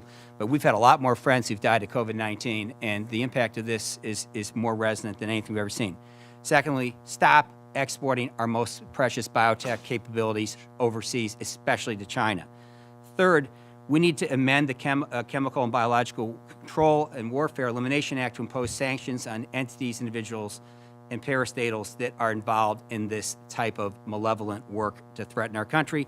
Finally, I'd unleash the civil litigation lawyers to ambulance chase on behalf of the victims of this tragedy, pandemic, which could have been averted had the Chinese only told us that it was spreading human to human asymptomatically at the beginning of January. Thank you for your time. All right, thank you for your remarks, Dr. Asher. Next is Dr. Stephen Quay. He's a physician and a scientist with hundreds of published scientific articles. Dr. Quay has been cited over 10,000 times, holds 87 patents across 22 different fields of medicine, and he's invented 7 different FDA-approved medicines. Further, he conducted an early analysis of COVID-19, which has been downloaded nearly 200,000 times. He's an expert in the field and brings an upper echelon of analysis to the question we're posing today about the origins. Now to you, Dr. Quay. Thank you, Congressman Scalise and Comer, members of the subcommittee of the coronavirus crisis, ladies and gentlemen. I appreciate the nonpartisan approach the subcommittee is taking today. Clearly, science in the last few years, but especially on the topics related to the COVID pandemic, has been co-opted by geopolitics. Thus, I am here not as a mouthpiece for any particular party, but as an American scientist. I dedicate my testimony today to the more than 600,000 Americans that this pandemic has killed so far, with the hope that by clarifying the origin of COVID, we can help to prevent future pandemics and the loss of innocent lives. Given this backdrop, I will be keeping my remarks today to matters of science. I'll state facts and evidence about the pandemic that I have collected. I'll explain why those facts lead to certain conclusions, allow a particular inference, or rule out a hypothesis about the origin. Today's testimony is an effort to answer the question posed on December 30th, 2019 by Dr. Zhengji Shi, the head of coronavirus research at the Wuhan Institute of Virology. She had just been told that a novel coronavirus had caused an outbreak of pneumonia at hospitals close to her laboratory in Wuhan. In what I believe was her last unscripted public utterance, she has been quoted as saying, "Could they have come from our lab?" In the last 18 months, we've learned an intense amount about the origin of the pandemic. But one of my frustrations is that virologists and science writers around the world seem to want to ignore what has been learned and the inevitable conclusion it reveals. As inconvenient as it is, I believe the evidence conclusively establishes that the COVID pandemic was not a natural process, but instead came from a laboratory in Wuhan, China, and that it has the fingerprints of genetic manipulation through a process called gain-of-function research. There are 6 undisputed facts that support this hypothesis. Now, as a reminder, the top left there, a little science. As a reminder, all zoonoses are diseases that involve a virus infecting an animal, the animal coming in contact with a human, and then the human being infected. The question of the origin of a zoonosis is the question of the location of the animal. In natural zoonoses, the animal is in nature, a cave, a farm, or the market. The infected human comes in contact with the animal and gets sick.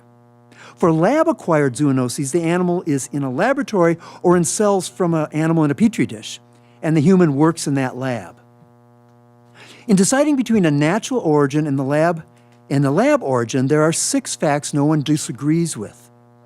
Number 1, the Chinese first told the world that the COVID pandemic began in the Hunan seafood market because approximately 1/2 of the early cases had been associated with that location. This would have been reminiscent of the 2 previous coronavirus epidemics, as both SARS-1 and MERS began in live animal markets. However, after 18 months of investigation, we now know it did not begin in a market in Wuhan for the following 3 reasons. First, none of the 11 patients from the Hunan market or any other market in Wuhan were infected with the earliest virus, meaning they came into the market already infected. The 4 patients with the earliest genetic version of the virus all had one thing in common. None had any exposure to the Hunan market. Second, we know in January 2020 from public scientific databases that the patient with the earliest first complete virus sequence was a 39-year-old man treated at the General Hospital of Central Theater Command of the People's Liberation Army of China, located on Wuhou Road in the Wuchang district of Wuhan, about 3 kilometers from the Wuhan Institute of Virology. After 18 months and almost 3 million viruses sequenced worldwide, this virus still remains the earliest. Second, none of the environmental specimens from the market had the earliest virus, meaning they also came into the market. This included 1,055 samples of frozen food in the market, all of which tested negative for COVID.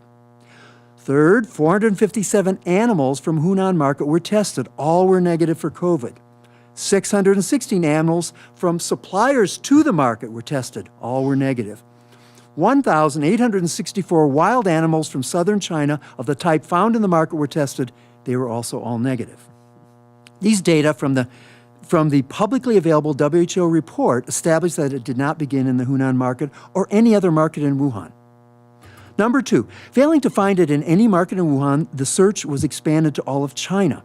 But after testing 80,000 samples from 209 different species from other markets, farms, and nature, the virus has not been found in a single specimen.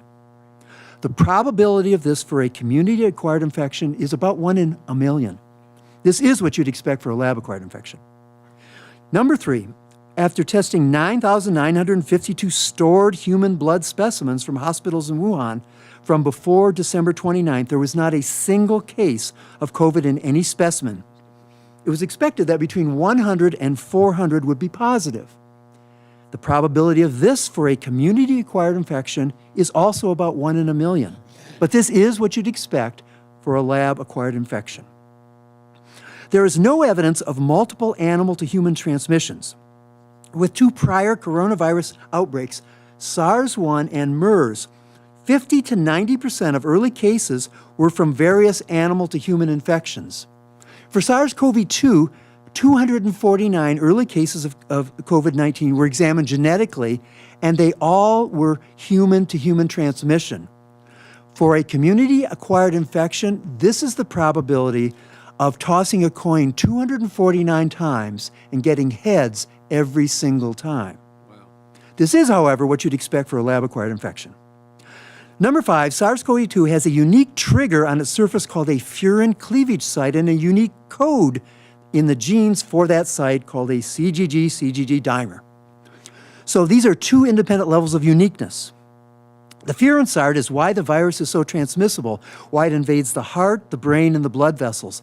Viruses like Ebola, HIV, Zika, yellow fever all use furin sites, and this is part of the reason for their deadliness. But the entire group of coronaviruses in which SARS-CoV-2 belongs does not contain a single example of a furin site or a single example of the CGG dimer code. A comprehensive study by MIT group shows that there has never been a furin site or the CGG letter dimer in this group of coronaviruses for at least 1,000 years, since William won the Battle of Hastings in 1066 to become monarch of England. But since 1992, in gain-of-function experiments, the WIV and other laboratories around the world have inserted furin sites into viruses repeatedly. It is the only sure method that always works and always makes them more infectious. And the CGG code found in COVID-19 is commonly used in laboratories around the world, including the WIV. You can literally order it from a supply company on the internet. By the way, some virologists have said, well, but Dr. Quay, furin sites and codon dimers occur in 1 or more other of the 4 classes of coronaviruses, and with a process called recombination, a COVID-like virus could pick one up. This is wrong for 3 reasons based on well-known fundamental biology, probably college level.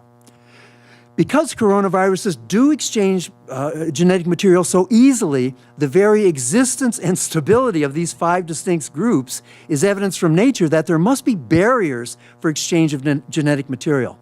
I've spoken previously about the 1,000-year stability of the group of COVID that COVID belongs to. If recombination was easy, this group would have merged into the other 4 into a single group. 2 things stop recombination from happening. And this includes research by Dr. Dasick and Shi, by the way. First, recombination happens when one poor bat is infected with 2 different viruses, and during that co-infection, the genetic material gets exchanged. So here, the group of viruses that have furin sites and CGG dimers don't infect the same bat species as the COVID-like viruses that don't have furin sites. So the COVID viruses can only exchange genetic material within their group, the group that hasn't had a furin site or a CGG dimer for 1,000 years. Now, second, even if you force 2 different viruses into a cell in the laboratory, there are unique genetic sequences that are required for gene combination or recombination to occur.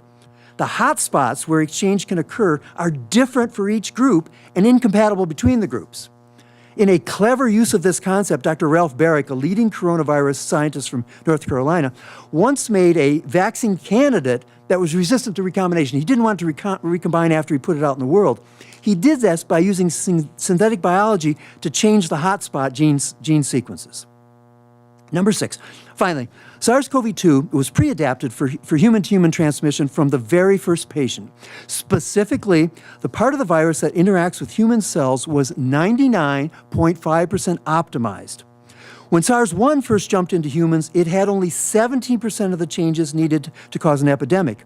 As evidence of the relevance of this work, the UK strain, remember last fall, in the fall of 2020, that emerged and was more effective, was a change in one of those 17 few spots that hadn't been optimized at the beginning, N501Y. Some virologists may claim COVID virus was not pre-adapted and point to evidence it has been mutating a lot since it first emerged, making new variants like the Delta strain currently in the news. But the details tell a different story. COVID does randomly make, on average, about one genetic mistake every 2 weeks. So after a year of circulating the globe, it will naturally have, on average, 26 changes somewhere in its genetic code compared to when it started. But the vast majority of these mistakes are either neutral, having no effect on the deadliness of the virus, or actually detrimental, making the virus weaker. Less than 1% of the changes actually improve the virus. So how do I believe the COVID virus was taught to infect humans in a laboratory? A commonly used gain-of-function method to optimize the COVID virus would have been to serial passage in a laboratory on a humanized, genetically modified mouse that can develop a human-like pneumonia. You take 20 mice, you infect them, you wait a week, and then you recover the virus from the sickest mouse. Then you take another 20 and you do it again, and suddenly you're starting to kill the mice. And finally, after several weeks, through this directed evolution, you'll produce a mouse that can kill every humanized, a virus that can kill every humanized mouse. However, it's actually a challenge to create that humanized mice for the serial passage in the first place. Here, the WIV has acknowledged that for several years they've worked with humanized mice developed in Dr. Ralph Baric's laboratory in North Carolina and funded at U.S. taxpayers' expense. In closing, let me say to the families of those who have died from COVID, families of those who have died from COVID, I'm dedicated to applying my scientific and medical expertise to understanding how this pandemic happened, and importantly, helping put safeguards in place at our research institutions to be sure this never happens again. Thank you. Riveting testimony, Dr. Quay. Appreciate the work you've done in sharing that. And now finally, to bring us to Dr. Richard Muller. Dr. Muller is a professor emeritus of physics at the University of California, Berkeley. He's worked across his field of study, leading the two efforts that have won Nobel Prizes and the National Science Foundation Alan T. Waterman Award for Outstanding Research. His scientific expertise has been vital to the work that we're doing. Dr. Muller, appreciate you coming. Thank you very much, Mr. Comer, Mr. Scalise. I appreciate you doing this. It's extremely important. Having just listened to Dr. Quay's comments, I think we need to recognize the power of science. And previous speakers have said that we may never know the origin. I think that is incorrect. I think when we bring the power of science to this, we can reach conclusions that are very powerful. Dr. Quay has covered most of the science that is most relevant. I would like to emphasize 5 points, each of which is capable of separating or distinguishing between a natural origin, a zoonotic origin, and the lab origin. So let me just draw your attention to these 5. The first one is the absence of a pre-pandemic infections. He mentioned that. And with not over 9,000 samples taken in Wuhan, no pre-pandemic infections, that's unprecedented. That didn't happen with MERS, didn't happen with SARS, doesn't happen with other viruses. Unprecedented. It's very difficult to explain. Papers are being written trying to explain it, but those papers aren't evidence. They're what you do when you're stuck and the evidence disagrees with you. The absence of a host animal. If you look at the famous Lancelet article, one of the reasons they say you can dismiss these conspiracy theories of origin is because they explicitly say China has identified the host animal. They've identified the location, and they even praise China for its openness. This paper, The Lancet, does not read well when we look at it 16 months later. I recommend everybody reread it and see whether there's any value in that. Unprecedented genetic purity that Dr. Quaid talked about. Again, MERS, SARS, previous viruses don't have this, but it is exactly what you would expect if you've gone through gain of function. So each one of these things is compelling. By itself, if we had any one of the 5 things, these are 3 of them, we should conclude that the evidence strongly favors the lab origin. The spike mutation. The fact that there's no known way for that spike mutation to get there other than by gene insertion in a laboratory is a very powerful argument. And again, there are papers written that try to explain this away, but those papers aren't presenting evidence. The evidence in favor of the natural zoonotic origin, there isn't any. The only evidence that's cited is, well, it looks like another zoonotic case, or those cases are quite common, but there's no scientific evidence supporting those. And finally, the fact that this virus was optimized to attack humans. Again, something that has never happened in natural releases. But it does happen if you run it through the gain of function. So there's really all of the scientific evidence argues in favor of the laboratory origin. The papers against it, the famous paper by Christian Andersen in Nature Medicine, his argument against the lab leak case was his claim that the spike protein had not been optimized, and it certainly would have been. That is his one argument against it in that paper that is so widely quoted. But recent evidence, as Dr. Quaid talked about, shows that it was 99.5% optimized. I'm going to end with a little anecdote, a story of that is as horrifying and more frightening than almost anything else in my life.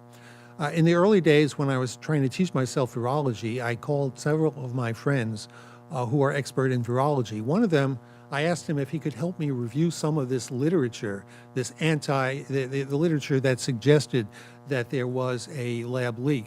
And he said, no, I'm sorry, Rich, I can't do that. Well, okay, is there someone in your lab who could do it? No, nobody in my lab will do it. Well, why not? Well, let me be candid. If anybody in my laboratory is discovered to be working on a laboratory leak hypothesis, China will label us enemies of China, and the laboratory will be blacklisted, and we will no longer be able to collaborate. We collaborate all the time with China.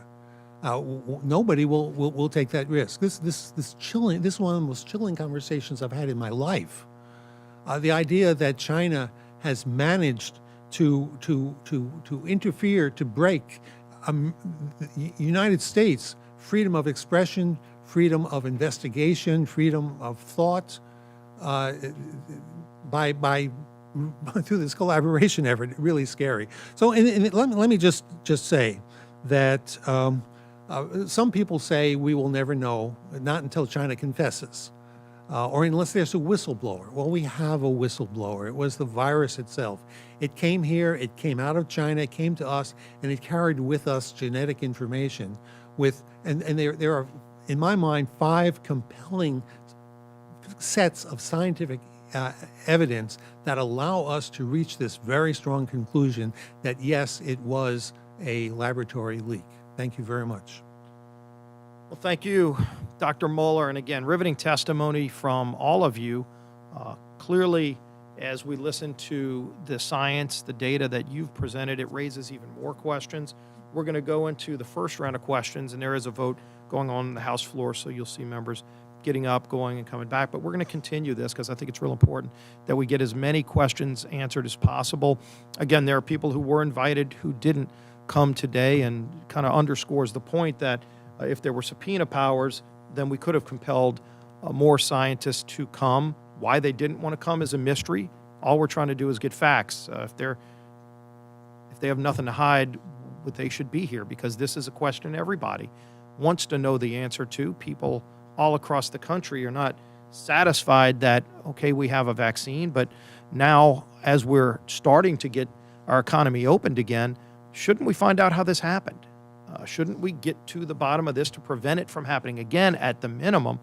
But if it was a lab leak, that raises serious questions. And so all of you have talked about not only the hypothesis of a lab leak, but in fact the near certainty that this was a lab leak. And so let's get into some of those facts. And the biggest facts that I've seen are, number one, with over 80,000 animals tested, maybe the largest testing that's been done for a virus like this. Not a single animal has been found. You've talked about what gain of function research can do to ultimately expedite and make this a virus that's much more invasive to cause damage to people, to be spread at a level where it looks like it has been around a lot longer, maybe over a decade. And so I guess if I could start with you, Dr. Gerard, when you look at all of this evidence, do we know if there are any scientists in America who were in communication with any of the scientists at the Wuhan lab who may be able to shed a little more light of what happened and how could this kind of leak occur? So thank you for the question. I personally was not in communication with anyone there. I think it's very likely that Dr. Fauci was, because they were NIAID recipients directly or indirectly, but that's the reason why you need to ask him that question.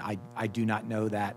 I think it's probably likely that Bob Redfield, who had extensive ties and I know was on the phone 24/7 for weeks trying to get information from China and the WHO, might have had those, but I don't know that for certain, and I certainly didn't have communication with them. And how could a leak like this occur? We've seen with SARS, there have been other problems with labs and maybe the safety of this Wuhan lab. Well, I think it's been pointed raised. out that lab leaks are not uncommon. The last, I believe, 6 deaths from SARS were all from lab leaks. There was a lab leak of smallpox.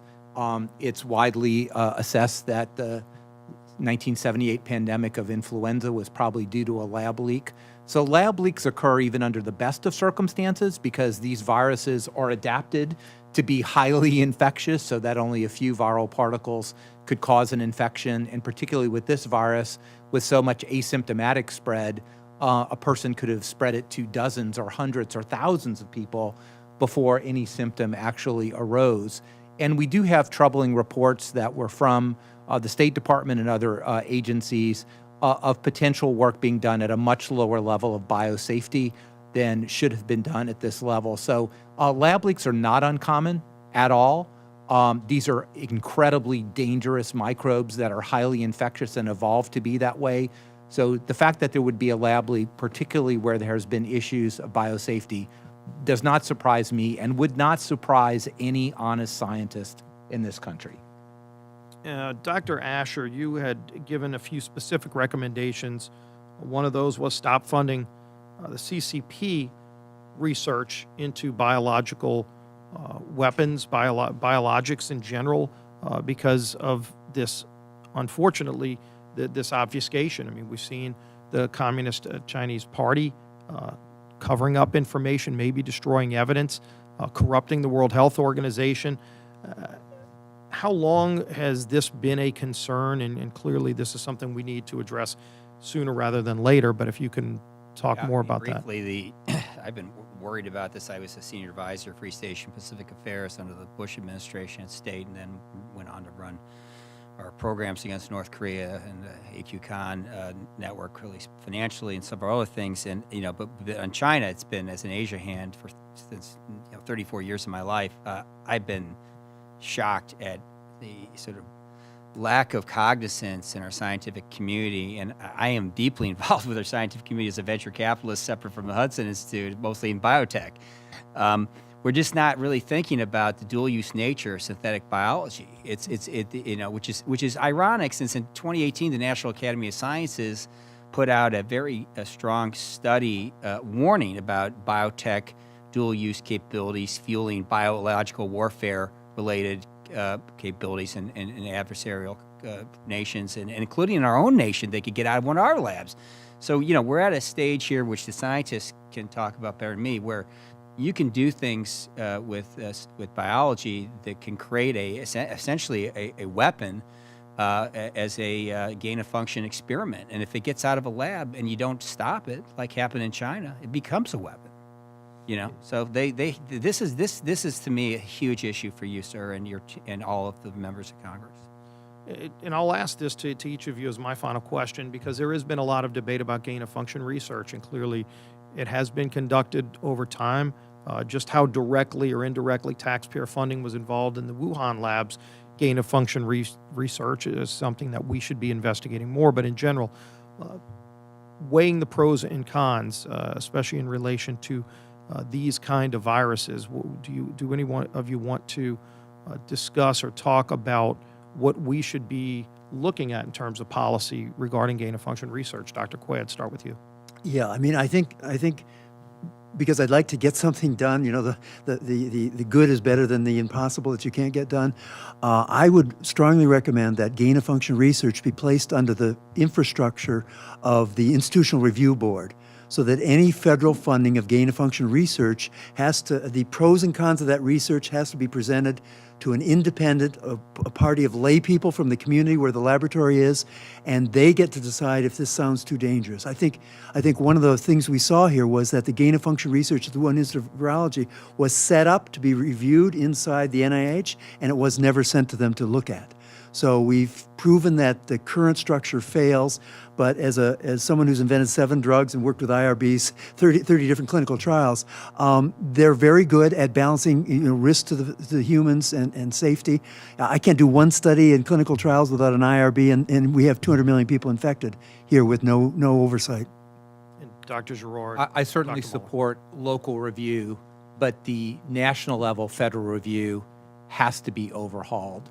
Number one, how do we know that any gain-of-function research or something that could be interpreted actually gets into the P3 NIH process? And we saw from the emails that there were no coronavirus work that actually got into the process, so there's an intake issue. Number two, there's a transparency issue.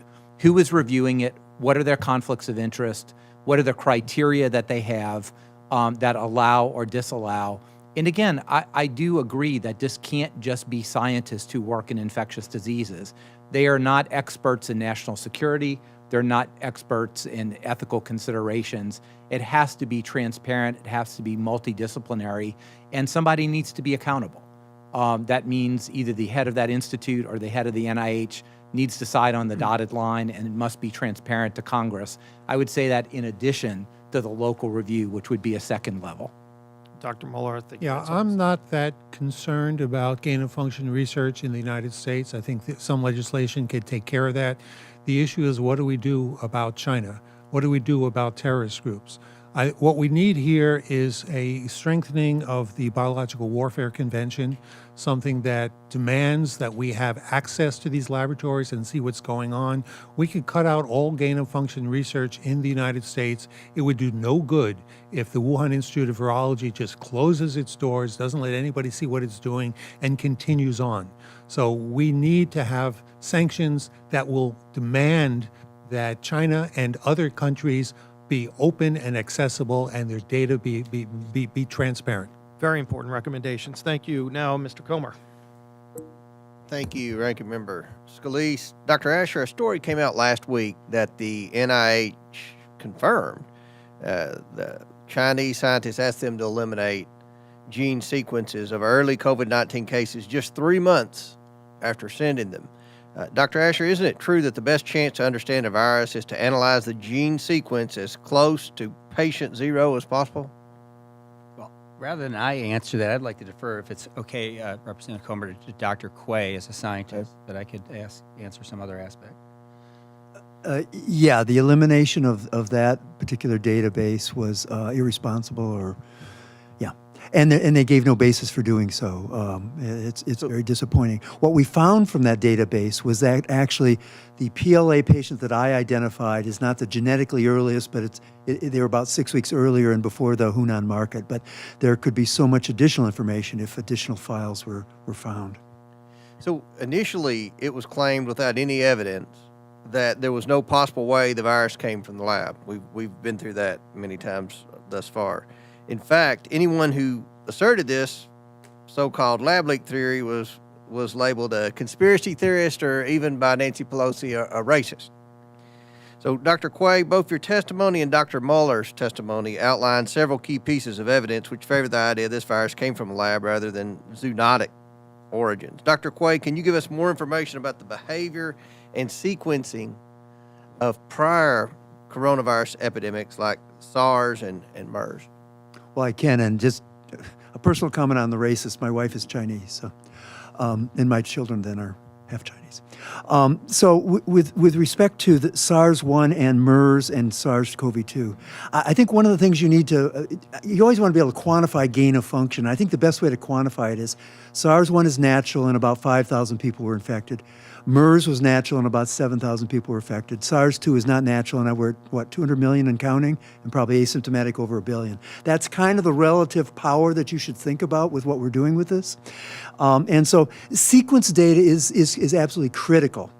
There's additional fingerprints inside SARS-CoV-2. For example, there's 4 signals that I'm looking at, which one of them is an area where it looks like it's designed to kill cells more easily. One area looks like it's designed to plug up a hole in the nucleus to prevent interferon from coming out. Why is that important? Because then you're asymptomatic. You don't sweat and get a fever from the virus, you get it from the interferon. One site looks like the spike protein was actually humanized so that the immune system wouldn't recognize it, to make it even harder to make a vaccine against it. And of course, we have the furin site, which makes it highly infective. So we are missing much sequencing data that the Chinese could have been doing. I'm sorry, one last comment is that there are certain machines that provide a great deal of sequencing data that's very valuable, and then there's machines that give you just the sequence and nothing else. And China instructed all of their laboratories around April to only use the machines that give you just the sequence and know what's called metadata. And that's really frustrating because the metadata, as I'll be showing next week from the Wuhan Institute of Virology, contains Nipah virus and Japanese encephalitis virus and many other things. Well, just a couple of more things, Dr. Quay, I want to make sure I'm correct on. We do not have any evidence that COVID-19 infected any humans and mutated prior to developing the ability to transmit from human to human, right? That is correct. What does the fact that the virus was optimized for human-to-human transmission tell us about the origins of the virus? Well, again, a natural zoonosis has 2 processes. It jumps into humans, but it can't do very well. It makes one person sick, or maybe they don't even know they're sick. They have antibodies against it, but then it's building up its repertoire. It's learning how to infect humans, and then finally this takes a year to 18 months. Right. So here it was human to human from the get-go. It just very good. Yeah, and that simply indicates gain of function. That's what it implies. Yeah. The fact that it was human from the get-go implies gain of function. There's no way that we know that could happen in nature. Which would mean it could only be in the lab, not from That's animal right. to human. Well, yes, Dr. Anderson predicted that there would be a lot of pre-epidemic blood samples because it was so adapted to humans. So when you got 0 out of 10,000. And just to summarize, with respect to the animals, which is where China initially said the virus came from, Dr. Mueller, how many animals were examined? There were 80,000. 80,000 animals were examined. But there was a set of animals that was never examined, was the humanized mice in the Wuhan Institute of Virology. Ah, very good. Very good point. Of those 80,000, how many were found to be carrying the disease? 0. Zero. This is unprecedented because for SARS, in which a much weaker, smaller effort was made, they found the animal within 3 months. For MERS, in which it was very well hidden in camels, and also a very low effort made, they found it in 9 months. This was a tremendous effort to examine 80,000 animals, from farm animals to wild animals to everything you can imagine, except, as I point out, the animals in the lab, and having zero. If I can't imagine that the signers of the Lancet article would have written the same letter if they had known this. It's amazing. Thank you. I yield back. Thank you. Now let's go to Mr. Jordan. Thank you, Mr. Chairman.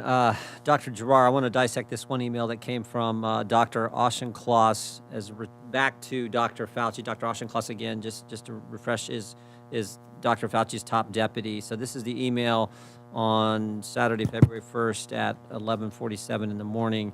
It's in response to the one that Dr. Fauci sent in the middle of the night saying, hey, we got important things. I got to talk to you. Keep your phone on. You're going to have tasks to do, et cetera. So he gets back to him. The email says, the paper you sent me says the experiments were performed. Again, the paper is about gain-of-function research at the Wuhan lab. Before the gain-of-function pause, but have since been reviewed and approved by NIH. Not sure what that means, since Emily is sure that no coronavirus work has gone through the P3 framework. She will determine if we have any to ties this work abroad. Dr. Giroir, are you part of when you were in the government, were you part of the P3 framework? I was not. How does the P3 framework, my understanding it's an oversight board that is there to decide if you are in fact going to fund any gain-of-function research. Is that right? That's what the intent is, but how it works, how research gets taken into that, it's unbelievable to me that coronavirus work would not get even into the process. If you look at the abstract from the latest grant that was done to EcoHealth, it talks about using protein sequence data, infectious clone technology, in vitro and in vivo infection experiments. This is all gain of function. How this could not get into the P3 process is unbelievable. And once it does, how does it work? So who's on it? How do you judge? Let's just back up for a second. I should have done this earlier.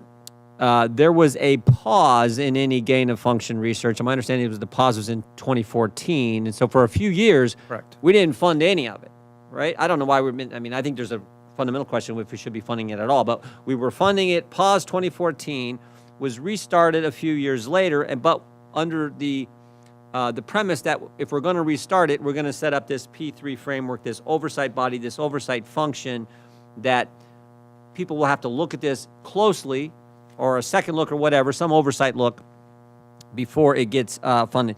Who determines, now in the P3 framework, during this time, so when it was restarted, who determines what goes in front of the P3 framework or the P3 board? Who makes that determination? I am sorry, I don't know that, and I don't think anybody knows that about out of the hundreds or thousands of grants, who picks which ones go and not. And if there were truly no coronavirus work that got there, you have an intake problem.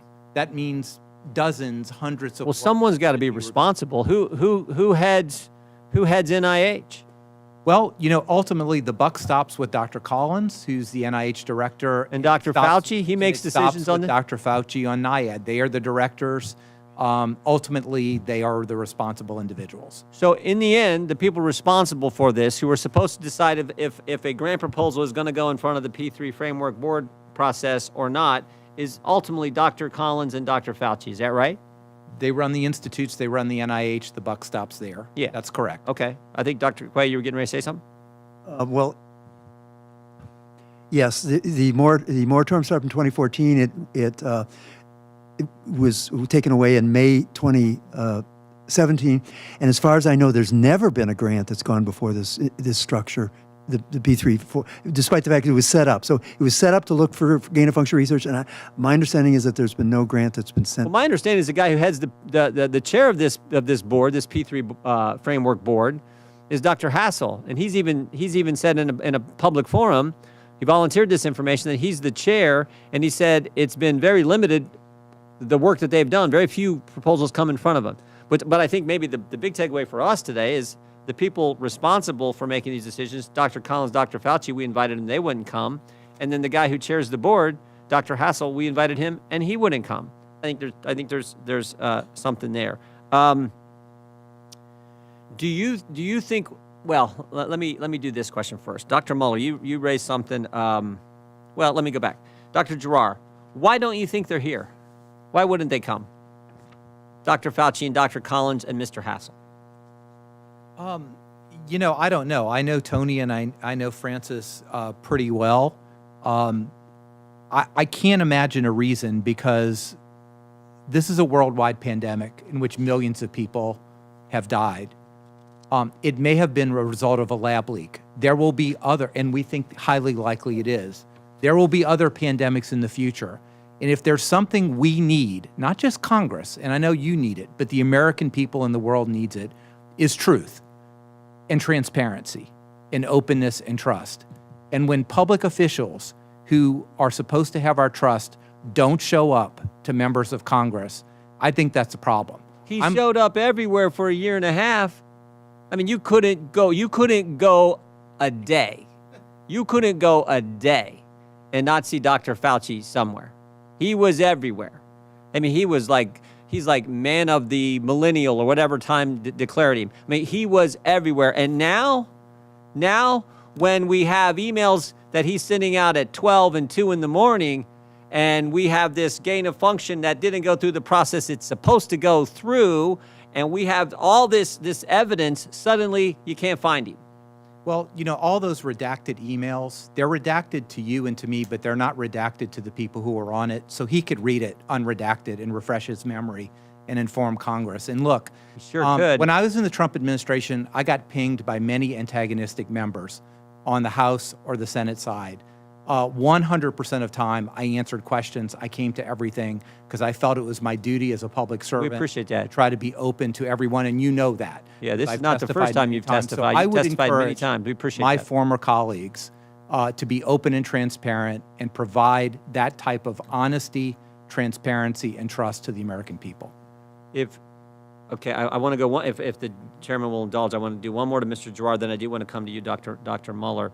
Dr. Giroir, Admiral, in your testimony, your written testimony in Perspective 4, you said this: investigation of the origins of COVID-19 and the regulation of gain-of-function research cannot be left to scientists alone, many of whom have serious conflicts of interest. I think that is obvious. I mean, that's in the 4 emails I showed that took place in a 13-hour time span. I think that is clear just from those 4 emails, the conflicts of interest. But I wanted to give you a little chance to expound on that and expand on that, if you could.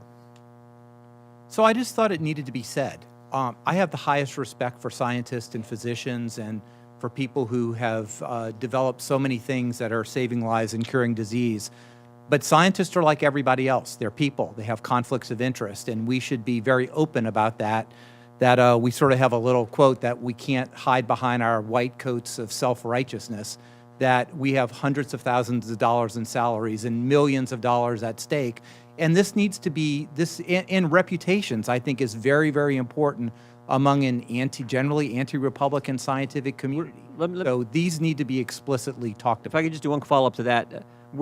Does it concern you that conference call I referenced in my opening statement, that conference call between, there was only one person from our government on there and all these others were scientists who were getting our American taxpayers' money? Does that concern you, that call, the way that took place? It's not sort of a smoking gun concern to me, but what would be a concern to me is that wasn't specifically relayed to Dr. Cadillac or the Secretary of HHS or anybody on the task to you. force immediately, or to me. That really should have been done. This was very important. And we say that it doesn't matter whether it was in the lab or not, but that's not necessarily true. If we would have known it were a lab-derived bug, for which they probably had years of work, it might have appreciably helped our countermeasures, how we go about understanding whether it could be asymptomatic or not. So this was critical. And I think that email, all that blacked out spots needs to be, maybe we don't need to know it, but Congress needs to know it and understand. Sure do. Okay, finally, if I could, thank you, Mr. Chairman, for your indulgence. Dr. Mueller, in the close of your opening statement, you said that people were afraid. You talked to people in the research community, in your community, who were afraid to be doing any research that might expose the truth that this came from a lab because they were concerned about getting blackballed from China. Is that right? You said something to that effect? That's pretty close. I'm not sure that they were convinced they didn't want to be involved in that kind of investigation. Whether how that investigation would turn out, they weren't sure. But yes, there were other reasons too. When people learned I was going to come here, I live in Berkeley. I get lots of advice. I get advice not only from my friends and colleagues in Berkeley, but I get advice from all around the country. Yeah. Not one person of all my friends and advisors thought I should come to this committee. So The reason was because it was Republicans. My response to every one of them is I am not going to go and, scientists, yes, they are often biased. You need to distinguish between scientists' opinions and science. And science is nonpartisan, science is unbiased. I came here and I told all them I was going to come here and I will talk to anybody. yeah. And I want to present science because I think in this case, the science by itself carries the argument. I don't want you to ask me for my opinions on Right. things. If I stick to the science, then I can defend myself against my friends. The chairman just refreshed my memory. He said the words you used were enemies of China, I think you used, when anyone who would be doing research that would go against the evolutionary theory of this was going to be somehow attacked. But it wasn't just China. This is my point. It was everyone. Dr. Fauci was against doing that. The media was against. If you did that, big tech went against. Everyone went against the people who were actually, as it turns out, focusing on the truth. That is a scary thing for our country, and it goes right to your point. That's about opinions and politics, not about science. And that is what has happened, what did happen for the last year and a half. And my point that I made in my opening statement was, and Dr. Fauci, I believe, based on what I showed you all, I believe knew that from the get-go and was misleading the American people. And again, maybe I'm wrong, but he could have came here and answered my questions. Another quick anecdote. In September, when I called a virologist at a national laboratory and said, I was soliciting some help. This was before I met Dr. Quay. I was soliciting some help on this issue. He said, no, I'm not going to touch that. I'm not going to recommend anybody touch that because it would help the reelection of Donald Trump. Yep. So it was a political issue for some of them. Yeah. Well, thank you, Dr. Mueller. Again, thank you and all of you for coming to testify. We appreciate you being here, and I think you'll see that we're here to get facts, and y'all are giving us a lot of really important facts. Dr. Green, you are next up for questions. Thank you, Mr. Chairman. Dr. Asher, you talk about the real possibility of this being really a biological weapon, or at least related to Chinese biological weapons program. I'd like to place into our record the Chinese mission to the 2011 Biological Weapons Convention. It's a pretty incredible document. Mr. Chairman, if I could, okay. Without objection. Add that into the record. If you guys need to see it, we can give copies to you, but you don't have to look very far to see what the Chinese intentions are.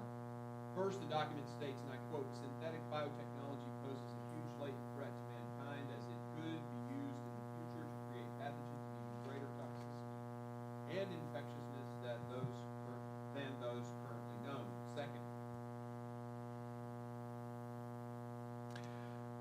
Second, the document states, the sequencing of pathogen DNA can also be used to synthesize new pathogens, causing traditional means of dealing with infectious disease to fail and rendering the prevention and control of such disease even harder. Third, the document states, quote, study of systems biology in the body can also create the potential for biological weapons based on genetic differences between races, end quote. That's from the Chinese document. Fourth, the document states drugs can be administered through aerosolized inhalation, which can benefit in recuing recipient noncompliance, effectively spreading pathogens and disease-causing genes, end quote. Fifth, the document states, quote, foreign genes or viruses can be introduced into the target population asymptomatically, enabling a biological weapon attack to be mounted covertly. Almost every troubling aspect of COVID-19 is discussed in this very document. And Dr. Asher, do you believe that China has a biological weapons program? And if so, what is the percentage of the chance that this virus was designed as a biological weapon? Well, China does have a biological weapons program. It does involve synthetic biology and gain-of-function technologies, which is why it was particularly distressing to learn that we were providing material aid through financial assistance, scientific knowledge transfer, as well as just complicity to the Chinese communist effort that was centered around the People's Liberation Army. And this is not really a secret. The Chinese have been talking about this for years. Let me also just mention real quick in passing, the people who built the BSL-4 lab, the most dangerous lab in Asia, one of the most dangerous labs in the world for enabling this research, were the French. The French were kicked out. They had been starting to feel the pressure from the Chinese in 2015, just as they started to build this lab. The French government in 2017 was fully evicted, humiliated actually. Their prime minister had gone there for a ribbon-cutting ceremony. I don't think Xi Jinping was there, but his vice premier was. And then like weeks later, they were sent away. Now, they came out and warned people. I was astonished because I was in the biotech sector at the time. I heard all about this. I mean, we were like, well, we better not be working with China anymore because the Chinese are embarked on something that looks like WMD. Why didn't everyone at the State Department know this? And what it really came down to is our non-proliferation bureaucracy, which is separate from the arms control bureaucracy, for whatever reason, just didn't see the importance of synthetic biology and advanced gain-of-function applications in biology as a warfare threat.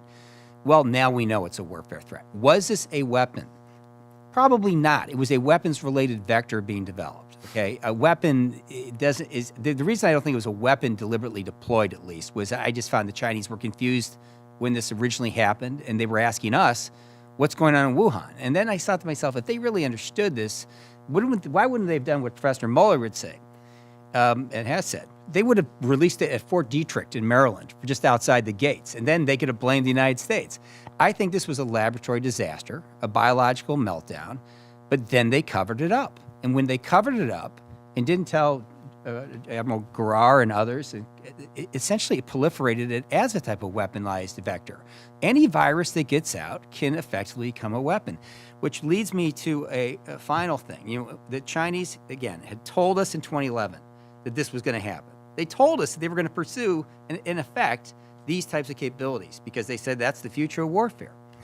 Well, today we at state and other government agencies, including Commerce, know this. But we have no export controls on gain-of-function technologies from the United States, even into communist China.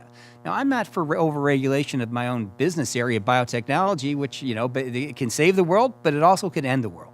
So I encourage you to think, why don't we have just basic level export controls like we do in so many other technologies for biotechnology, especially since we are at the epicenter of the biotech revolution in the world today, and the Chinese are desperate to get a hold of our technology.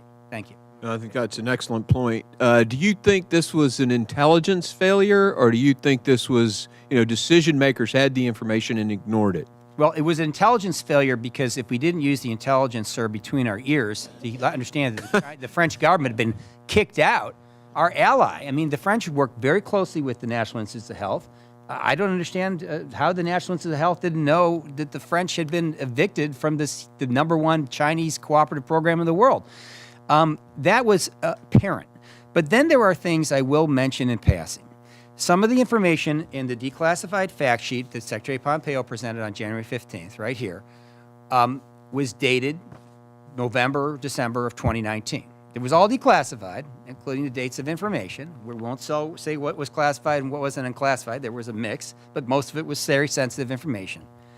But how did it take a year to get to our desk at the State Department? Maybe it got to your desk the same time it got to us, to your intelligence briefers. I was sort of shocked. It sort of reminded me, have been a senior official at state before and after 9/11. I said, we learned in ex post facto, 2020 hindsight, that we knew somehow in our SUM system that this might happen. Well, part of it is just policymakers themselves. We didn't emphasize the threat of biotechnology. So, I don't blame our intelligence community. I don't want to hold them to the fire unduly. We didn't tell them this could happen, and we should put this at toward the top of the WMD priorities, not toward the bottom. Because Dr. Mueller, one of the great experts on nuclear war in the world, will tell you that it's probably a lot more probable that we'll have a bio war. It's a lot cheaper And Dr. Quay has even done some estimates on what a bio-war would cost versus a nuclear war. It's pretty cheap, pretty effective, and I'm more worried now, not just about China, but about every terrorist crackpot that I've dealt with in the world over the last 30 years coming out of the shadows and trying to get a hold of U.S. technology to program these things on bioreactors on a desktop. So, That stuff's so available. if I may too, just I spent much of my career in biological warfare defense, both at DARPA and at DTRA, the Threat Reduction Advisory Committee. And I want to just emphasize that I agree with everything Dr. Asher said. Export controls, but I do want to raise another dirty little secret that really needs to be looked at by Congress, and that those export controls should also include Americans' DNA sequences. This is a really vital piece in general. Even the NIH often exports gene sequencing for many of our people to China. China absolutely keeps databases on what in our genes, what are our susceptibilities, is there a possibility of ethnic weapons? However, China does not allow any sequences of Chinese out of their country. There's a reason for that. So again, I don't want to steal your thunder, Dr. Asher, but it's not just technology, but it's information, and genetic information is really critical. And the last thing, Dr. Green, just sorry to interrupt, but the one area you didn't mention, which is the scariest, not that you didn't read it, I mean, it's so terrifying, I can't even process it. In the Chinese Declaration of 2011, they talked about, to the Biological Weapons Convention, they talked about systems biology further revealing population-specific genetic markers that can yield an improvement in levels of human health, but also can create the potential for biological weapons based on genetic differences between races. Once hostile elements grasp a difference between different ethnic groups harbor intrinsically different genetic susceptibilities to particular pathogens, they can put that knowledge into practice and create genetic weapons targeted at a racial group with a particular susceptibility. I am certainly not a racist, but and I've spent my life in Asia. But to hear the Chinese communists talk about ethno-targeting to the Biological Weapons Convention is pretty scary. Thank you. Shifting gears a little bit, Dr. Garar, you mentioned in some of your testimony earlier, and we've all talked about this, conflicts of interest thing. Could you elaborate on the types of conflicts of interest and perhaps give us some specific examples of conflicts of interest that perhaps were violated in, I don't want to use the word cover up by our media, but the Lancet article and So let me first say I'm not accusing anyone of anything, but I want to be really explicit. As a physician, as a scientist, or a person who had NIH grants, who was a professor at a medical school, I did this routine. People are salaried hundreds of thousands of dollars a year, and that is a potential conflict of interest. They want their jobs, they want their money. Millions of dollars in grants. The currency of the realm are NIH grants. When somebody's introduced, they had 30 years of continuous NIH funding. This is not only financially lucrative, but it's also a prestige factor. People who have inventions could make tens of millions of dollars based on those inventions when they sell those to industry. But again, I do believe, and I saw it on a daily basis, and some of these esteemed colleagues have said, President Trump was a controversial figure. Okay, we were controversial in the Trump administration. But there was such bias against the president that even thinking that you were helping the president, you were, excommunicated from the scientific community.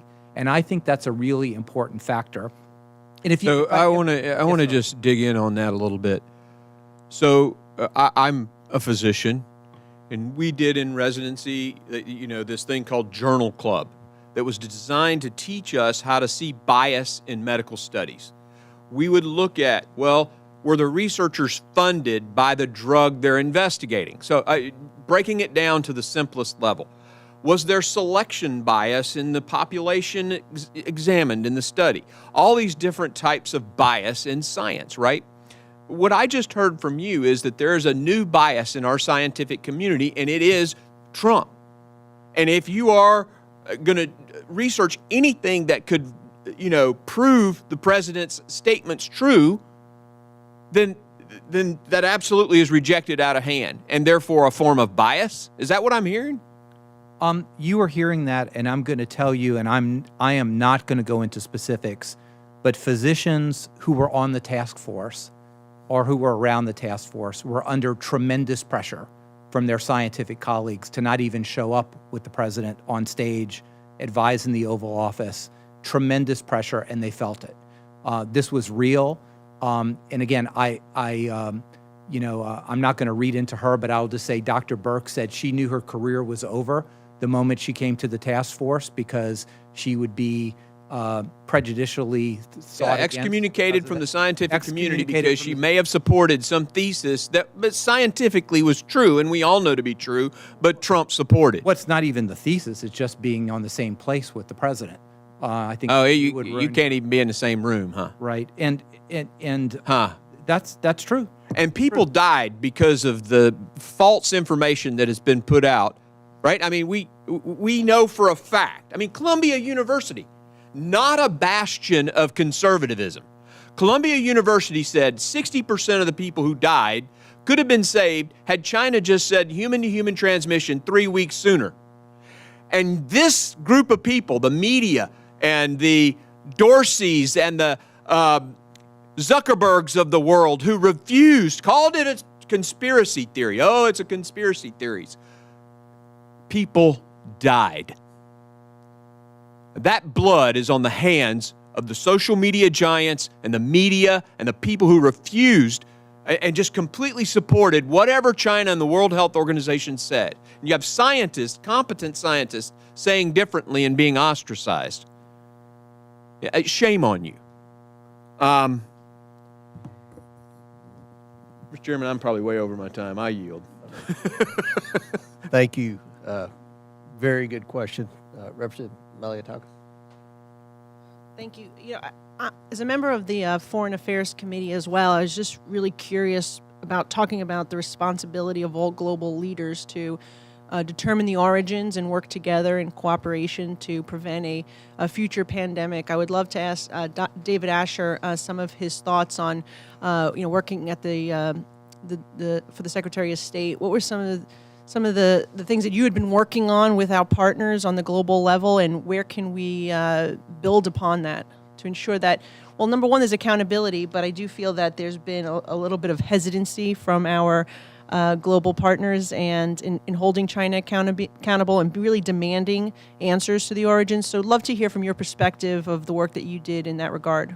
Congressman Maliotakis, thanks very much for that important question. The lack of cooperation among even our Five Eye partners in the intelligence world was a bit surprising. But, the information can be had. I mean, talk to the French. They know a tremendous amount. They trained the people in Wuhan, actually. So even though they got kicked out, they're still in touch. They have one of the best intelligence services on the face of the earth, the DGSE. The DGSE has come out publicly, which is unusual for them. They're very secretive, makes the CIA spokesperson look loquacious. But they've come out and said that they were very concerned starting in 2015 that this was going to have a WMD relationship, and that France was indirectly and inherently, not intentionally at all, but because of the scientific cooperation that was sincere. I have no doubt that the Pasteur Institute in France sincerely wanted to help combat reemergence of SARS. And the French scientific establishment, just like ours, was, wanted to be helpful. And I know that the French Foreign Ministry, like the Department of State bureaucracy, was facilitating this cooperation. But we should have been second-guessing ourselves. We should have had some sort of a more advanced function in policy related to proliferation. I found an awful lot of the non-proliferation bureaucracy, the sort of permanent bureaucracy, cleared on things that in hindsight were proliferating. Giving dual-use technology to the Wuhan Institute, knowing that for years there had been suspicions of its involvement with the Chinese People's Liberation Army, which now the Washington Post just put out last week, is in their actual instruction manual for employees, I believe, that it talks about secret programs and the need to manage loyalty to the party above anything else, and sort of like it's on their website. Okay, so sort of the risk management thing here, but the cooperation now does need, we need a coalition of the willing among our allies. I happen to have my one experience on the Democrats. So I came back as a nonpartisan person, as a professional, to help put together the coalition against the Islamic State, which at first was highly politically charged. No one wanted to do it. We weren't going to go out and blast them. I said we have to attack their economic underbelly. General Allen, General McFarland, and I helped put the plan together. And guess what? We took them out. That brought together all sorts of states that people never thought would cooperate. It brought together our partners from NATO. It brought together the first Arab coalition. There are people that will work with us. The Singaporeans, they've got major interests in Wuhan. The French, our own scientists have so many of the clues. So I'm confident that we can get to the bottom of this issue. I concur with my colleagues that the idea that we'll never know is silly. We're going to know. We could learn an awful lot. We don't even have awards at the State Department. We don't even have a rewards for justice program. Like I'd give $10, $15 million like we did with Al-Qaeda after 9/11 to anyone from the Wuhan Institute that wants to defect who actually has senior level knowledge. I've done some things in the Intelligence Committee with defections. We know how to handle it. We'll get to the bottom of this. The problem is when we do, including with our partners, we're going to be scared out of our minds about what it entails. That's what I fear. The fear itself could be the problem. Is that why you believe that the president and Nancy Pelosi, Dr. Fauci, that they just refuse to truly investigate this, to allow the select subcommittee to hold hearings? I mean, what's going on with, not to put you in a... Well, I'm going to give the president a bit of, I used to sometimes sit on the Amtrak with a guy. He was always fine to me. But you know what? The world changes when you get into that world he's in. But he's done the right thing in enabling the intelligence community to try to actually work with the national laboratories to get to the bottom of this. We are, in fact, actually seeing some of the Democrats, but not with you in the room. Some of them are asking questions and asking for our expertise. So as much as, this is a politically charged environment, on the Senate side, at least, we're all going over to do a briefing on foreign relations. They at least seem mentioned in the staff level, bipartisan. So, I have hope as a personal, as an independent American citizen. However, the reality is we're going to have to be very organized. That's why the idea that Representative Gallagher put forward about this commission, a 9/11-like commission. This is, 9/11 was terrible. It's the 20th anniversary. We can't forget. I spent so many years in the war on terror fighting it, and we're still fighting it, despite what people say. But this war, we need to do something to stop the war of the future in synthetic biology and gain-of-function technology, because it's going to kill. It could kill every one of us. There's much worse types of diseases that could be manufactured. Something called a prion that our doctor can tell you about. Causes Alzheimer's and Lewy body dementia. There's no way to stop it. So some terrorists, we've seen Al-Qaeda research this. So there's so many things that could get worse and that have been public. I think we just got to get organized, and you can help. And I hope that there'll be a new comedy in the wake of this, between both parties, and you can get to work with the... I have one more question. I know, Dr. Quay, you want to weigh in?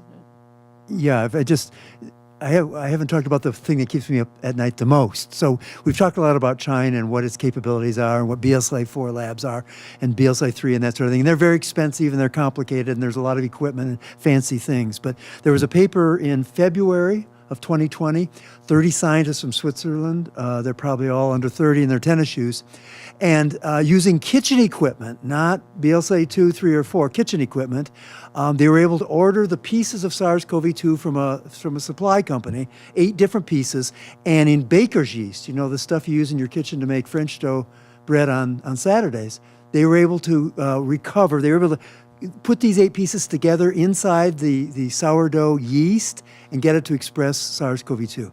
So that scares you a little bit, and then you look at how many times that has been downloaded, and that paper has been downloaded 118,000 times.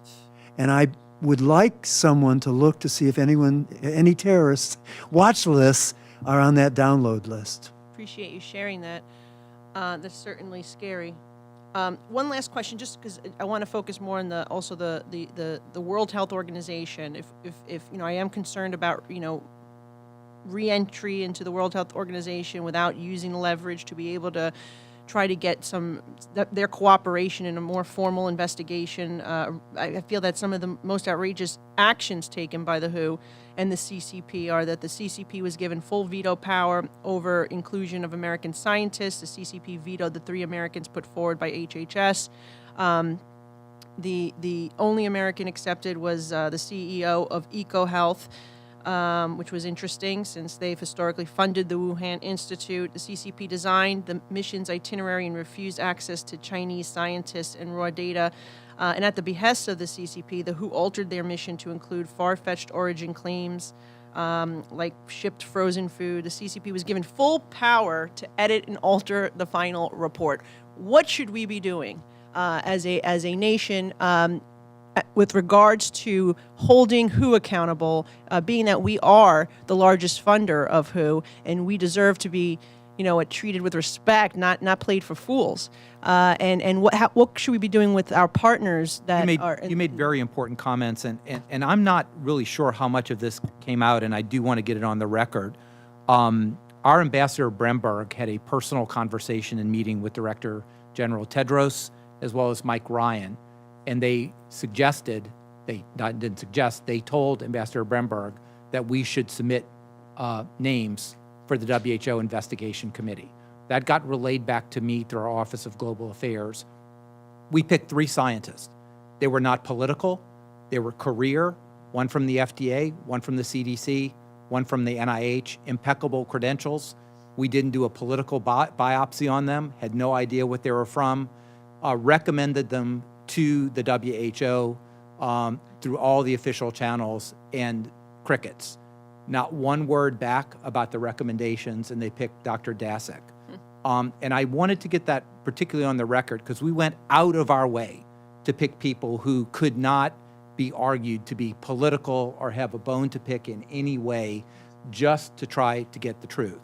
Point number 2, the president, whether we would have withdrawn from the WHO or not eventually, I don't know, but you don't give up all your chips while you're trying to get the WHO to change. And again, I would refer you, and happy to put in the record, the roadmap for change that came from, delivered by me to the WHO Executive Board, delivered by Ambassador Bremberg to Tedros, that was brought together by HHS, the NSC, Department of State. Now, it will never be a perfect organization because it's beholden to its members and it has to have a member agreement to go do things. But there are things to strengthen it. It's outlined by the Trump administration. It was almost exactly mimicked by France and Germany. They didn't sign on to our paper because they didn't want to sign on to the US at the time, but it had almost the exact same language. This is a good place to start. Sounds like Dr. Daszak is somebody who should come before our select subcommittee in the near future, and we hope that the majority will bring him in. Thank you. All right. Thank you, Ms. Nelitakis. Now let's go to Dr. Miller-Meeks. Well, thank you very much. And first of all, let me again thank Ranking Member Scalise and Comers for putting this select subcommittee together. Your testimony is critically important, and it is a shame that our colleagues on the other side of the aisle are not here. This is not a partisan issue. This is not an American issue. This is a world issue. It is of critical importance. And your courage to be able to testify today and bring forward the information you're bringing forward, I am extremely grateful for that. And as both a physician and a director of public health, I can tell you, Dr. Garrar, that the things that you're talking about as conflicts of interest, even as educated as we are, we're still susceptible to peer pressure. We're susceptible to the desire to be published, to be lauded by our peers, to present at conferences, and all of these things are a type of a pressure and conflict of interest, as you said. Even at universities where I've been on faculty, we were at the point where we could no longer accept a PIN from a drug company because it would be a conflict of interest in prescribing a medication. And I can say I've never prescribed a medication because I got a PIN. So what you're talking about is extraordinarily sobering. And it's not just that 600,000 Americans have died of COVID-19. We forget, or we haven't mentioned, the millions worldwide. I asked Dr. Walensky of the CDC in April when she testified before our committee, how many excess deaths were there in 2020? 500,000 excess deaths. Those are from cardiovascular events, Dr. Quay, cancer that was not detected, people who did not go into the emergency room, cancer that was not treated, diabetes that wasn't treated, drug overdoses, and suicide. There was an article last year that in San Francisco alone last year, there were more deaths from drug overdose, far exceeding the deaths from COVID. The number of deaths from youth suicide, which is a tragedy in this nation because of our response to COVID-19 and the pandemic, we will never recover. Even the World Health Organization has talked about childhood poverty, which is much greater than 15% higher, and it will be decades until we recover the grounds that have been lost. So when we're talking about holding the Chinese Communist Party accountable, or the pressure there is among scientists to be able to convey information simply because they didn't like who may have espoused that information, those are issues that we have to address, and we have to address as a nation. So thank you for that. And I know that you all actually had information you wanted to convey and were not, so I may just leave my time for information, but I did want to ask just two brief questions. One, Dr. Giroir, if we had known about the magnitude of the virus sooner, do you think our response would have been different? Yes, I do. The CDC has had its ups and downs during the response, but the one thing that the CDC does better than anyone in the world is get on the ground, investigate transmission, and let us know about the virus. And if we could have known about asymptomatic transmission, 2 months beforehand, it could have potentially saved hundreds of thousands of lives. So, I do believe, and I wake up at 3 o'clock in the morning still thinking about these questions, that, when you get to the ultimate source of death, as the CNN would say in the autopsy, it was a lack of Chinese transparency early on. If we could have had that, sure, people would have died. We would have still had it throughout, but I think we could have had interventions much more timely because we would have known so much about the virus. That's my opinion. That's not science per se, and I will defer to that, but that is my opinion, that we would have done something differently, and the CDC were the exact people we needed on the ground in China to make it happen. Well, I would say the same thing about treatment modalities that we were not able to discuss as physicians because we were censored or suppressed. And this is for any one of you. Are you aware, and how many variants are there of SARS or MERS? Dr. Quay? Are you speaking of SARS-1 and MERS? Well, the variants are defined as numbers of infections. So, I mean, it's basically, so with SARS-1, it's very limited. There's only like 3, I think, and in MERS there's 2. Naturally, So the fact that we have so many variants already of SARS-CoV-2 and so rapidly, does that shift us away from a naturally caused evolutionary disease? Does it shift it more towards work in a laboratory or manipulation of it could be either a man-made virus or a naturally occurring virus that was manipulated? Yeah, I don't believe that event does, because what you have is under 10,000 human infections with SARS-1 and with MERS, and so that'll generate just by naturally a certain number of variants, and then you've got 200 million over here. I want to just comment on something that he said that I think really needs to be amplified, though, is it was important to know a human-to-human spread early, and that would have been especially useful. But I have to tell you that the concept of asymptomatic spread, which was very unknown and which I believe may be part of ORF7 modifications that occurred in the virus to make it more asymptomatic, is the real, to me, is that is the cornerstone of having saved so many lives, if we'd known about that. Could there have been genetic manipulation to make it more transmissible or the Wuhan Institute deadly of Virology has in published age? between 2015 and 2018. I don't remember the exact year, but they published papers on playing around with ORF7, changing it to see how the interferon response was. And I think they had like 3 or 4 different high interferon, low interferon, no interferon, and this was done in another backbone. But they did that work. They did suppression of the antigens on the spike protein. They did ORF8 to show who they could kill and who they couldn't in other viruses. And so all these pieces are in SARS-CoV-2 as well. And given the information that you all have revealed today about, basic levels, exporting our biotechnology, are you concerned about the president being willing to give up the intellectual property protections for the vaccines? Okay, conflict of interest. 87 patents and 7 drugs I've invented. So I like patents. But then on just if I can beyond that, yeah, I think so. I mean, I think because we're willing to throw around so much money here, there's probably another way to do it without breaking something that was in the Constitution we started with and has worked pretty well.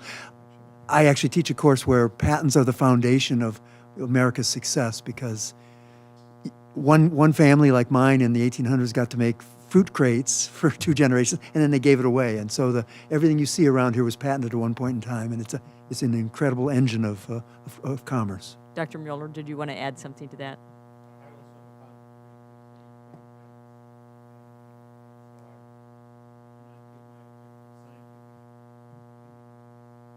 Then I would say, obviously, mine. it's important to protect it so that you all can continue to develop patents. I just want to say that, number one, I think patents are critical for innovation. But number two, it's completely naive of this administration to say we're just going to give a patent away for a sophisticated manufacturing of vaccines that takes years and billions of dollars of expertise.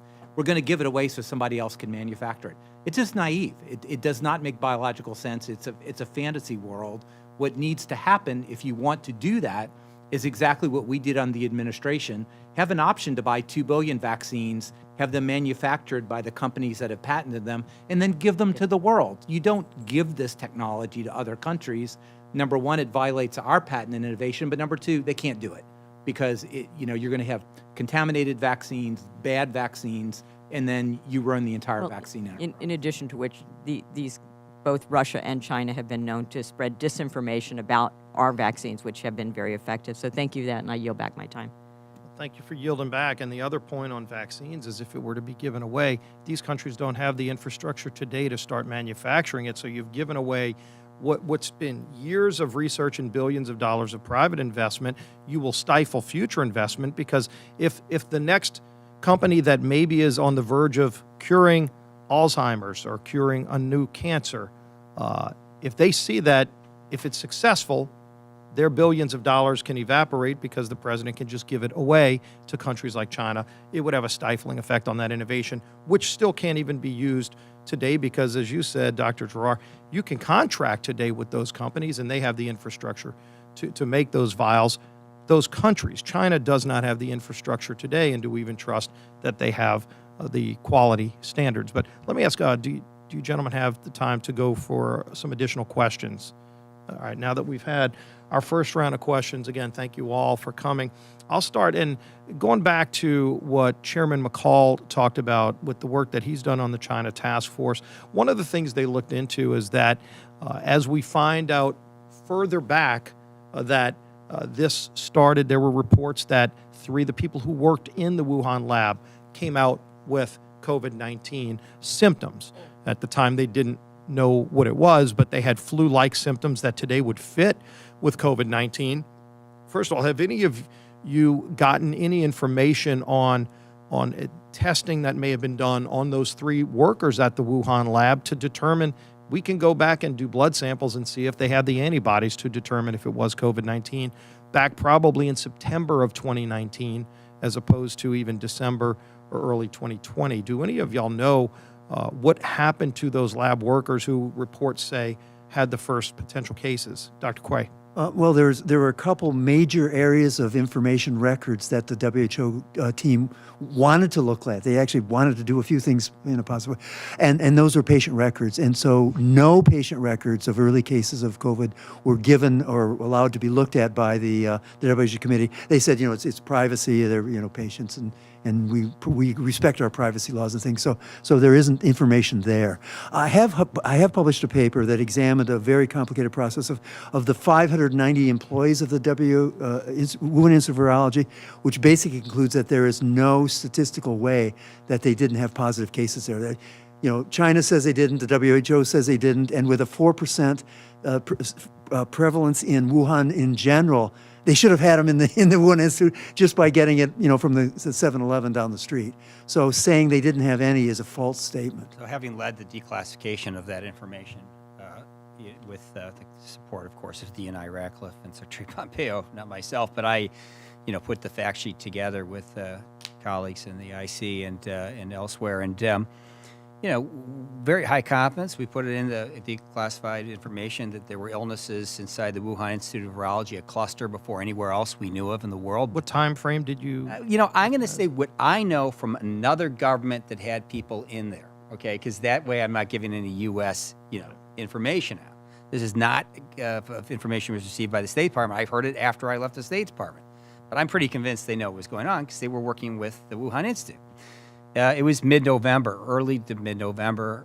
There were workers falling sick, either with influenza or something that more or less resembled COVID. What the exact biology of this was, well, we don't know. We may never know. But I do believe, having led this effort to sort of get to the bottom of this can of worms in the intelligence community, there's a lot of data that's in our possession. There's a lot of data, and Admiral Giroir can talk about it, at NIH and its databases. That's what these scientists out at the Hutch Institute out at the University of Washington recently discovered, that even even in March of last year, there were Chinese calling up or sending emails to NIH saying, please take down the blast sequences we've run on your data system for genetic analysis because we just want them taken down. Well, of course, those were probative elements in showing that the Chinese were sicker earlier than they ever admitted. And, may have even had evidence in some of those sequences that this was spreading in a way that would have... It'd be important to get that information. Of course. Let me ask all of you, yes or no question, Senate Bill 1348, which I referenced earlier, this is the bill that requires the Director of National Intelligence to declassify information relating to the origin of COVID. Again, this bill passed the United States Senate unanimously, still has not come up in the House. Do you think it'd be helpful for the world to know if we were able to declassify that information? Would you support getting this information declassified? I know a lot of the information that is classified, and I'd say your ears will bleed. When you think of it, your eyes will cry. So you would support declassifying this information? It's pretty amazing things, but there is also a lot of information that was never classified. The top sequence companies... And I know I want to run through and get the rest. Dr. Muller, would it be helpful to get that information declassified? You're asking me? I believe it would be very important. Dr. Quay? Not for determining whether this was a lab leak, because I think the scientific evidence for that is compelling, but for understanding more of the details of what the program was going on. Yes, very important. Dr. Quay?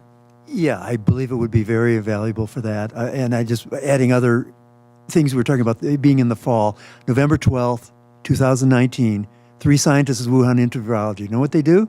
They file a patent in China for a tourniquet to prevent bleeding if you get bit by an animal.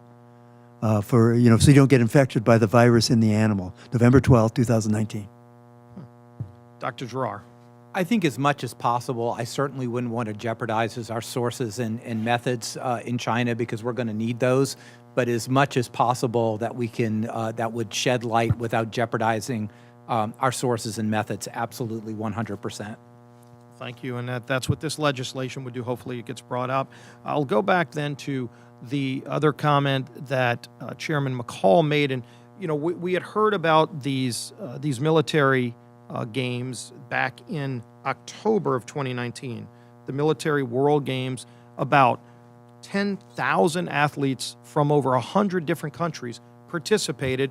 This was in October 18th to 27th of 2019 in, yes, of all places, Wuhan, China. Many of those athletes reported flu-like symptoms.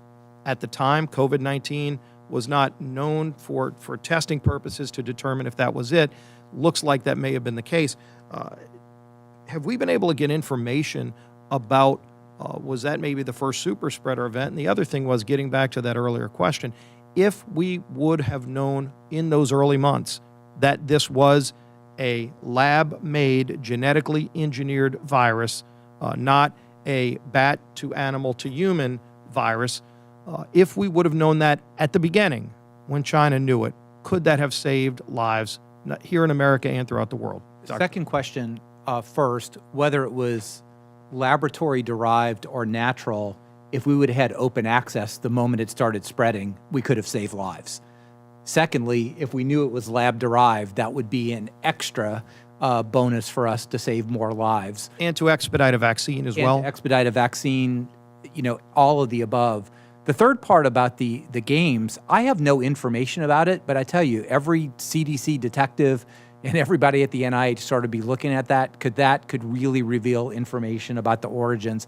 I don't think we have anything on those athletes. Maybe the State Department does, but I don't. Yeah, Dr. Quay. Well, since they were Olympic-style games, they should have blood samples for drug testing. And so I asked David last fall if we should try to see because the sample should be in the Do we refrigerator. know who would have that? I mean, it was put on in military, China. perhaps. I'm not Wuhan, sure of that, but one thing I would like to add: if I had a test tube of this virus in 72 hours in a laboratory, I could tell you how much more virulent it is in SARS-1 or MERS. So that would have been very helpful in the fall. Dr. Mueller, No further comment. Dr. Asher, any other points on that? We were told by the Army that they had, reason to be suspicious, but I never actually got any further information other than they were. Yeah, and we've been having a hard time getting DOD to give us some of that information now. Again, it would be Well, helpful I would to have assume that kind they of would have it. I mean, hearing. these athletes are highly tested. I mean, anybody who's traveling abroad, we all get, I mean, I just would be shocked if we don't have that data. I talked to the Veterans Administration, of course, to the Army, our Army medical system, and other services. Well, we'll keep pressing for that. Thank you. Next, we'll go back to Mr. Comer. Thank you. Dr. Gawai, the WHO is supposed to be an apolitical part of the United Nations at the center of a response to a global pandemic. Yet throughout this pandemic, the WHO has shied away from placing any blame whatsoever on China. Can you explain how this false claim hindered the U.S. and the rest of the world from ramping up the proper response to this pandemic in a timely manner? Complicated question. Saying the UN or the WHO is non-political is just, it's fantasy. It's all political, right? There are people who are in the WHO, nation states, who are actively promoting their own agendas, both at the WHO and by subsidizing other smaller countries so that they vote together on a block. This goes everywhere from U.S. Ethical values that we're trying to promote throughout the world, including democracy. It also goes to agricultural products where people are trying to use health and certain practices as an excuse to boycott U.S. and to bring down our agricultural industry. So these places are by nature political. They can be a lot more than that, but they are political, and don't be fooled that they aren't. Secondly, I'm not sure how much the WHO statements influenced us, but it certainly influenced the US media and social media. And it's very interesting to me how that's sort of selectively taken. So if the WHO says it couldn't have been a Chinese lab leak, then everybody agrees with that, and that's the truth. But if the WHO says children under 5 should not wear masks and children under 11 only wear masks in certain circumstances, that's not picked up by the media. So that kind of bothers me, and I wanted to point out that dichotomy. It's very selective. So I think the WHO's stances did influence the U.S. media and thus the propaganda machine that's associated. And that it couldn't be spread from human to human. And that it couldn't be spread from human to human. Really an unusual statement very early. To be so definitive about that, and that was really just taking the Chinese word, because there was no information that didn't suggest that, and we have all the information that we know that the contrary was true. One last example of the WHO. In April of 2021, the WHO released an entirely one-sided report which tried to examine the origins of the virus. Outside scientists were given little access, and the CCP was given full power to edit and alter the final report. Dr. Gawai, did the U.S. submit any names to be a part of the investigation team? Yes, of the recent one, and I'm glad you bring this up because I want to emphasize that we submitted, and that went through my office, 3 non-political career scientists with impeccable credentials who could not be tied to anything that would be offensive to the Chinese, aside from they were going to seek the truth and find it.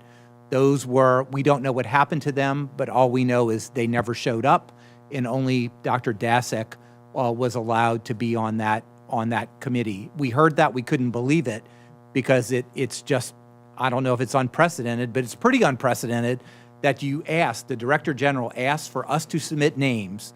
We submit names, go out of our way to make sure they're completely apolitical, top-notch, and they're summarily rejected. So did Communist China veto those names? We infer that, but we don't know that. All we know is they had veto power, and these 3 names didn't show up. But there were no Americans on this team. Well, Peter Daszak was the One American. That's correct. And Mr. Daszak, did he have a relationship with the Wuhan lab? Of course, and that's well known. And that is a conflict of interest, correct? It's a very it's an extreme conflict of interest. Again, I don't know him personally. I don't want to imply, but a priori there's a major conflict of interest there, since his organization was the vehicle to provide much funding to the Wuhan lab, and of course would have every reason in the world to make it not so that work that he funded actually caused a worldwide pandemic. Again, I don't speak for him, I don't know, but that's an appearance of a conflict of interest, which is why we had independent scientists who were not involved, FDA, CDC, NIH, we gave them the pick your agency you want, and they were impeccable and they were rejected. Based just on these answers today concerning the WHO and their behavior towards the United States and their favoritism towards China, it's very disappointing that President Biden rejoined the WHO as one of his first acts as president. Very disappointing, without holding them accountable, without asking any questions, without demanding any transparency. Very, very disappointing. Mr. Ranking Member, I yield back. Thank you. Now let's go back to Mr. Jordan for a second round of questions. Thank you, Mr. Chairman. Let me just, for the record, if we could just run down the line here. Each of you believe that the virus started in the lab in Wuhan, China? Yes, sir. Yes. Yes. Okay. And each of you believe that, by definition, if it starts in the lab, it's man-made, it's engineered. Not correct. Okay. It's very unlikely this was found in nature, but there is a scenario that it could have been collected in nature and then brought to a population center of 11 million, which is kind of crazy, and then accidentally leaked. It could also have been, when you say man-made, it could have been naturally evolved, which is what was suggested earlier. So it wasn't like humans putting pieces together, but allow the virus to do the virus. Which do you think is more likely, the humans engineering it or what you just described? I think more likely is this was, and again, this is speculation, but I think more likely it was evolved by passage either in human cells or by, quote, humanized mice to have a very virulent pathogen, at least the majority of which, and Okay. but it's still the same thing, okay? Whether I used a genetic tool or whether I evolved it in nature or maybe did a little bit of both, as might have been suggested, it's still a lab. Either one of derived those product. routes is still considered gain-of-function research. Yes. Well, yes. If you're passaging it to gain Right. a function, yes. 'Cause it's or getting you're more lethal. engineering it to gain a function. Okay. That's gain a Just want to function. make sure we're all on the same page. And Do we get to answers? yeah, I saw head shakes from everyone, so Yeah. I'm picking that on the first part. Yeah.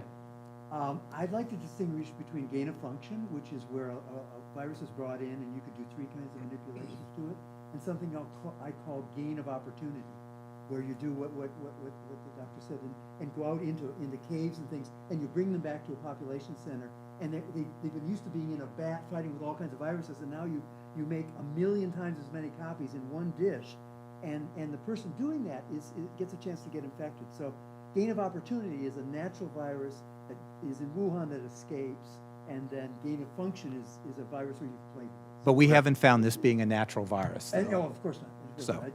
It's a gain of function without any Dr. doubt. Mr. Mueller? Yeah, I would say that that the evidence that this was created by manipulation, by gene splicing, as well as gain of function, is compelling and beyond reasonable doubt. The scientific evidence is very strong, remarkably strong, So stronger than anything You think I it's engineered? Then engineered. Okay. Yeah. Basically, I have been involved in many scientific discoveries, And I have never seen such compelling evidence, even for those scientific discoveries that's where I was at. in Fine. physics. All right, Dr. Asher. Just the key thing is to ask as you move toward declassification of information that needs to be seen, protecting the sources and methods, just ask how much intelligence there is on it coming out of nature. Right. You'll be interested in that answer. Yeah, I think we know that. Almost rhetorical, right? If we had known it was from the lab, and as Dr. Mueller points out, engineered, I think you said earlier, Dr. Giroir, that would have helped us save lives. Is that true? I do believe that. Two answers, whether it was engineered or not, if we would have known early and there wasn't a cover-up, we could have saved lives. Number two, if we knew it was lab-derived and they were transparent, again, I'm just hearing about the ORF7 interferon right here, but that is such a key issue, which tells you if you get fever and get sick because of your interferon response, and if it was deliberately engineered to block that, not only does that become more infectious, but it means you're going to be asymptomatic. Yeah. That could have been a major, important finding for us to know early if that were true. Dr. Quay, do you believe if we'd have known early, we'd have saved lives? Yes, if again, as I said earlier, if I had the virus in 72 hours, I could have predicted all of the Right. transmission and asymptomatic from the virus itself. So, Dr. Mueller, if we'd have known early that this was from a lab and an engineered virus, do you think that would have helped us save lives? I have no scientific expertise on this. I have my own personal opinion, but I defer to Dr. Quay on such issues. Okay, Dr. Asher? The key question, I think, is did we actually know and not process the data? And that's something we can fix. It's not that we can't expect the Intel fairy to exist on the policymaker's desk and say, oh, what do you want to know today? But certainly at State Department, we would have liked to have known that the Chinese were working on the types of research we later learned they were, and that maybe was in the possession of our government while this was happening. Well, So we might have known, but didn't actually know. You understand? It's sort of a weird thing, like with pre-9/11 information. Well, I'm going to take it a little broader, but you're sort of getting to the point I wanted to make is Dr. Fauci was on notice on February 1st. Actually, take that back. He was on notice on January 31st. We got the email where one of the scientists who gets American tax dollars sent him the email and says, the unusual features of the virus make up a really small part of the genome, so one has to look really closely at all the sequences to see that some of the features look engineered. So the top guy on this in our government, the spokesman for the past year and a half, knew clear back on January 31st, 2020, and he also knew this sentence, we all find the genome inconsistent with expectations from evolutionary theory. So we were on notice back on January 31st, but I think the guy who had this and was on notice downplayed it and actually manufactured an article to keep the American people from knowing this. Well, we were on notice in February of 2017 when the French government that had the most sophisticated technology employed in the world, they gave to the Wuhan Institute, were kicked out and told the world that they thought this might be the beginning of a WMD program. So now that didn't mean the President of the United States or anyone really knew about it, but those of us following the technology knew about it. But that's different. That is It's a little different, but no, it's a lot different because this is a guy in our government who gave Dr. the very Fauci grants should who's have now known on about notice. it too, shouldn't he? I mean, it's his counterpart in France. They were supposed to have 50 of their researchers from his French counterpart on station, and they were evicted. Dr. Ash, let me ask you a question. Earlier today, you talked about this came from the lab, and the question is it just a leak from the lab, or is it a bioweapon? And I want you to talk to us about that, because I think the assumption for most of us has been it's a leak from the lab, but you're the one who raised the bioweapon. You brought up that term, and you've been at the State Department. I think you were at the State Department for over 25 years. In and out. In and out, educated at Oxford and Cornell. You know a little something about all this stuff. Tell me your answer to, was it just a lab leak or was it a bioweapon? They were working on a program related to synthetic biology and gain of function using the serial passage evolutionary or convolutionary technology approaches. Quite publicly, actually, that they had said in their 2011 Declaration of the Biological Weapons Convention and other places, including speeches by their generals, was related to their future of warfare, of hybrid warfare. So, of course, they were working on dual-use research of concern. It's called DIRC. And the DIRC, in this case, again, if it gets out of a lab and it's not contained promptly, could result in a weapons-like release. Okay, whether they deliberately did it is, I have very little sense they did, but were they deliberately working on developing the capability to use advanced pathogenetic capabilities of war in a way that no one's seen ever employed? Yeah, they were. Of course they are. That's what the Chinese have been talking about publicly. So, I mean, there shouldn't be any surprise here. I just don't know why no one paid attention to it. Finally, if I could, Mr. Chairman, last question is, I think earlier when I was not, had to go vote, Dr. Gerard, you mentioned something about human DNA and American going to China. So I didn't catch that. Could you fill me in? So Dr. Asher talked about export controls for biotechnology, and I know he knows this as well or better than I do, but it's not just technology, but it's information, and our genetic information is actually critical. And I do assess that the Chinese have set up circumstances that they're doing a lot of our gene sequencing of Americans that are through normal labs or even through studies at the NIH. And they're doing that for a reason, and that genetic sequences are powerful. They know our vulnerabilities. It is the first step in devising a potentially ethnic weapon, as was discussed by Dr. Asher.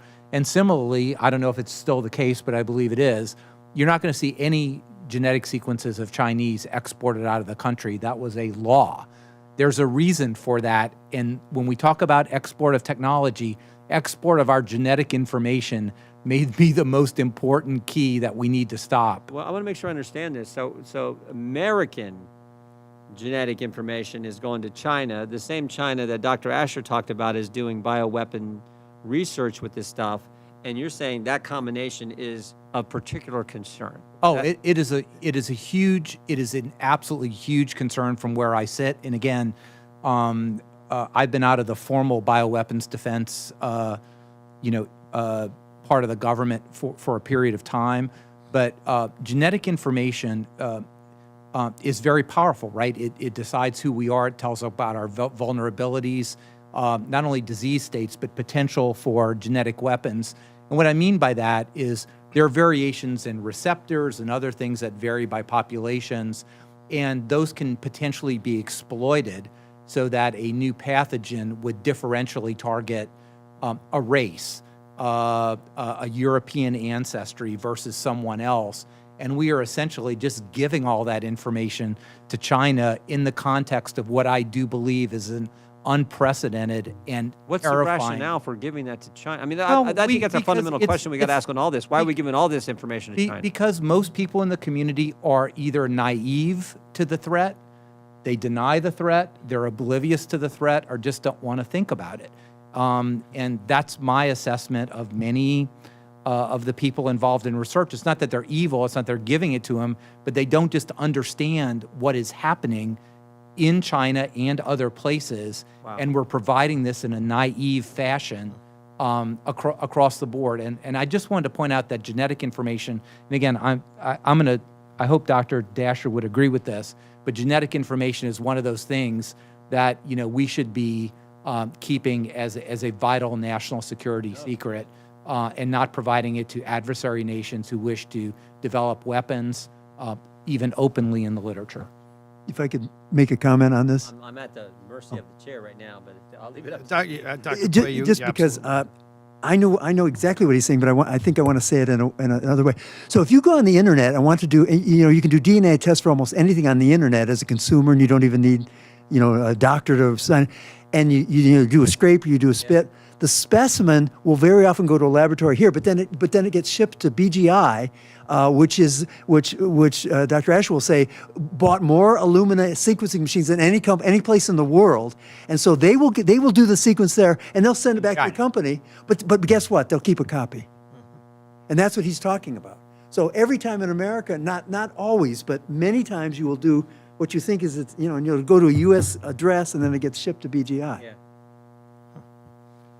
Well, that brings us to the conclusion of this hearing. Let me again thank our 4 witnesses. You are all experts in your field. You've all brought some incredibly riveting testimony, some concerning testimony, just in the sense that more of these questions need to be asked. And frankly, we should be getting answers from others who were also invited but didn't come forward, because there are a lot more questions to be answered about the origins of COVID-19. I think it's been very clear from all of your respected testimony that the origins of COVID-19 came from the lab, whether it was engineered just completely from the mice.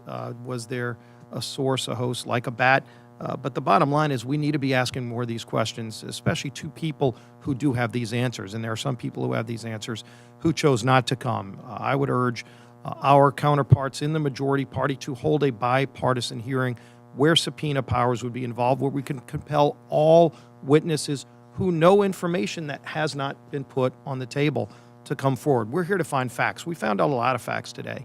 I think facts that are very helpful, facts that show that if China was just forthright early off in this process, going back to September, October of 2019, when they knew what was going on in that lab, but lied to the rest of the world, lives could have been saved. Hundreds of thousands, if not millions globally, could have been saved. So let's make sure we get those answers so it never happens again, but also there needs to be accountability as well. Those are things that Congress should be debating. So far, this majority has chosen not to. Let's also continue to call for a expedited hearing on Senate Bill 1348, which would declassify much of that information that the Director of Intelligence, of National Intelligence has on the origins of COVID-19. Again, it passed the Senate unanimously. This is not partisan legislation.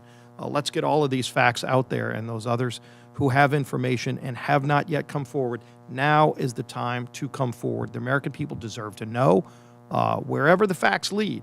And if the facts don't lead in a place that you're comfortable with, the facts are going to come out anyway.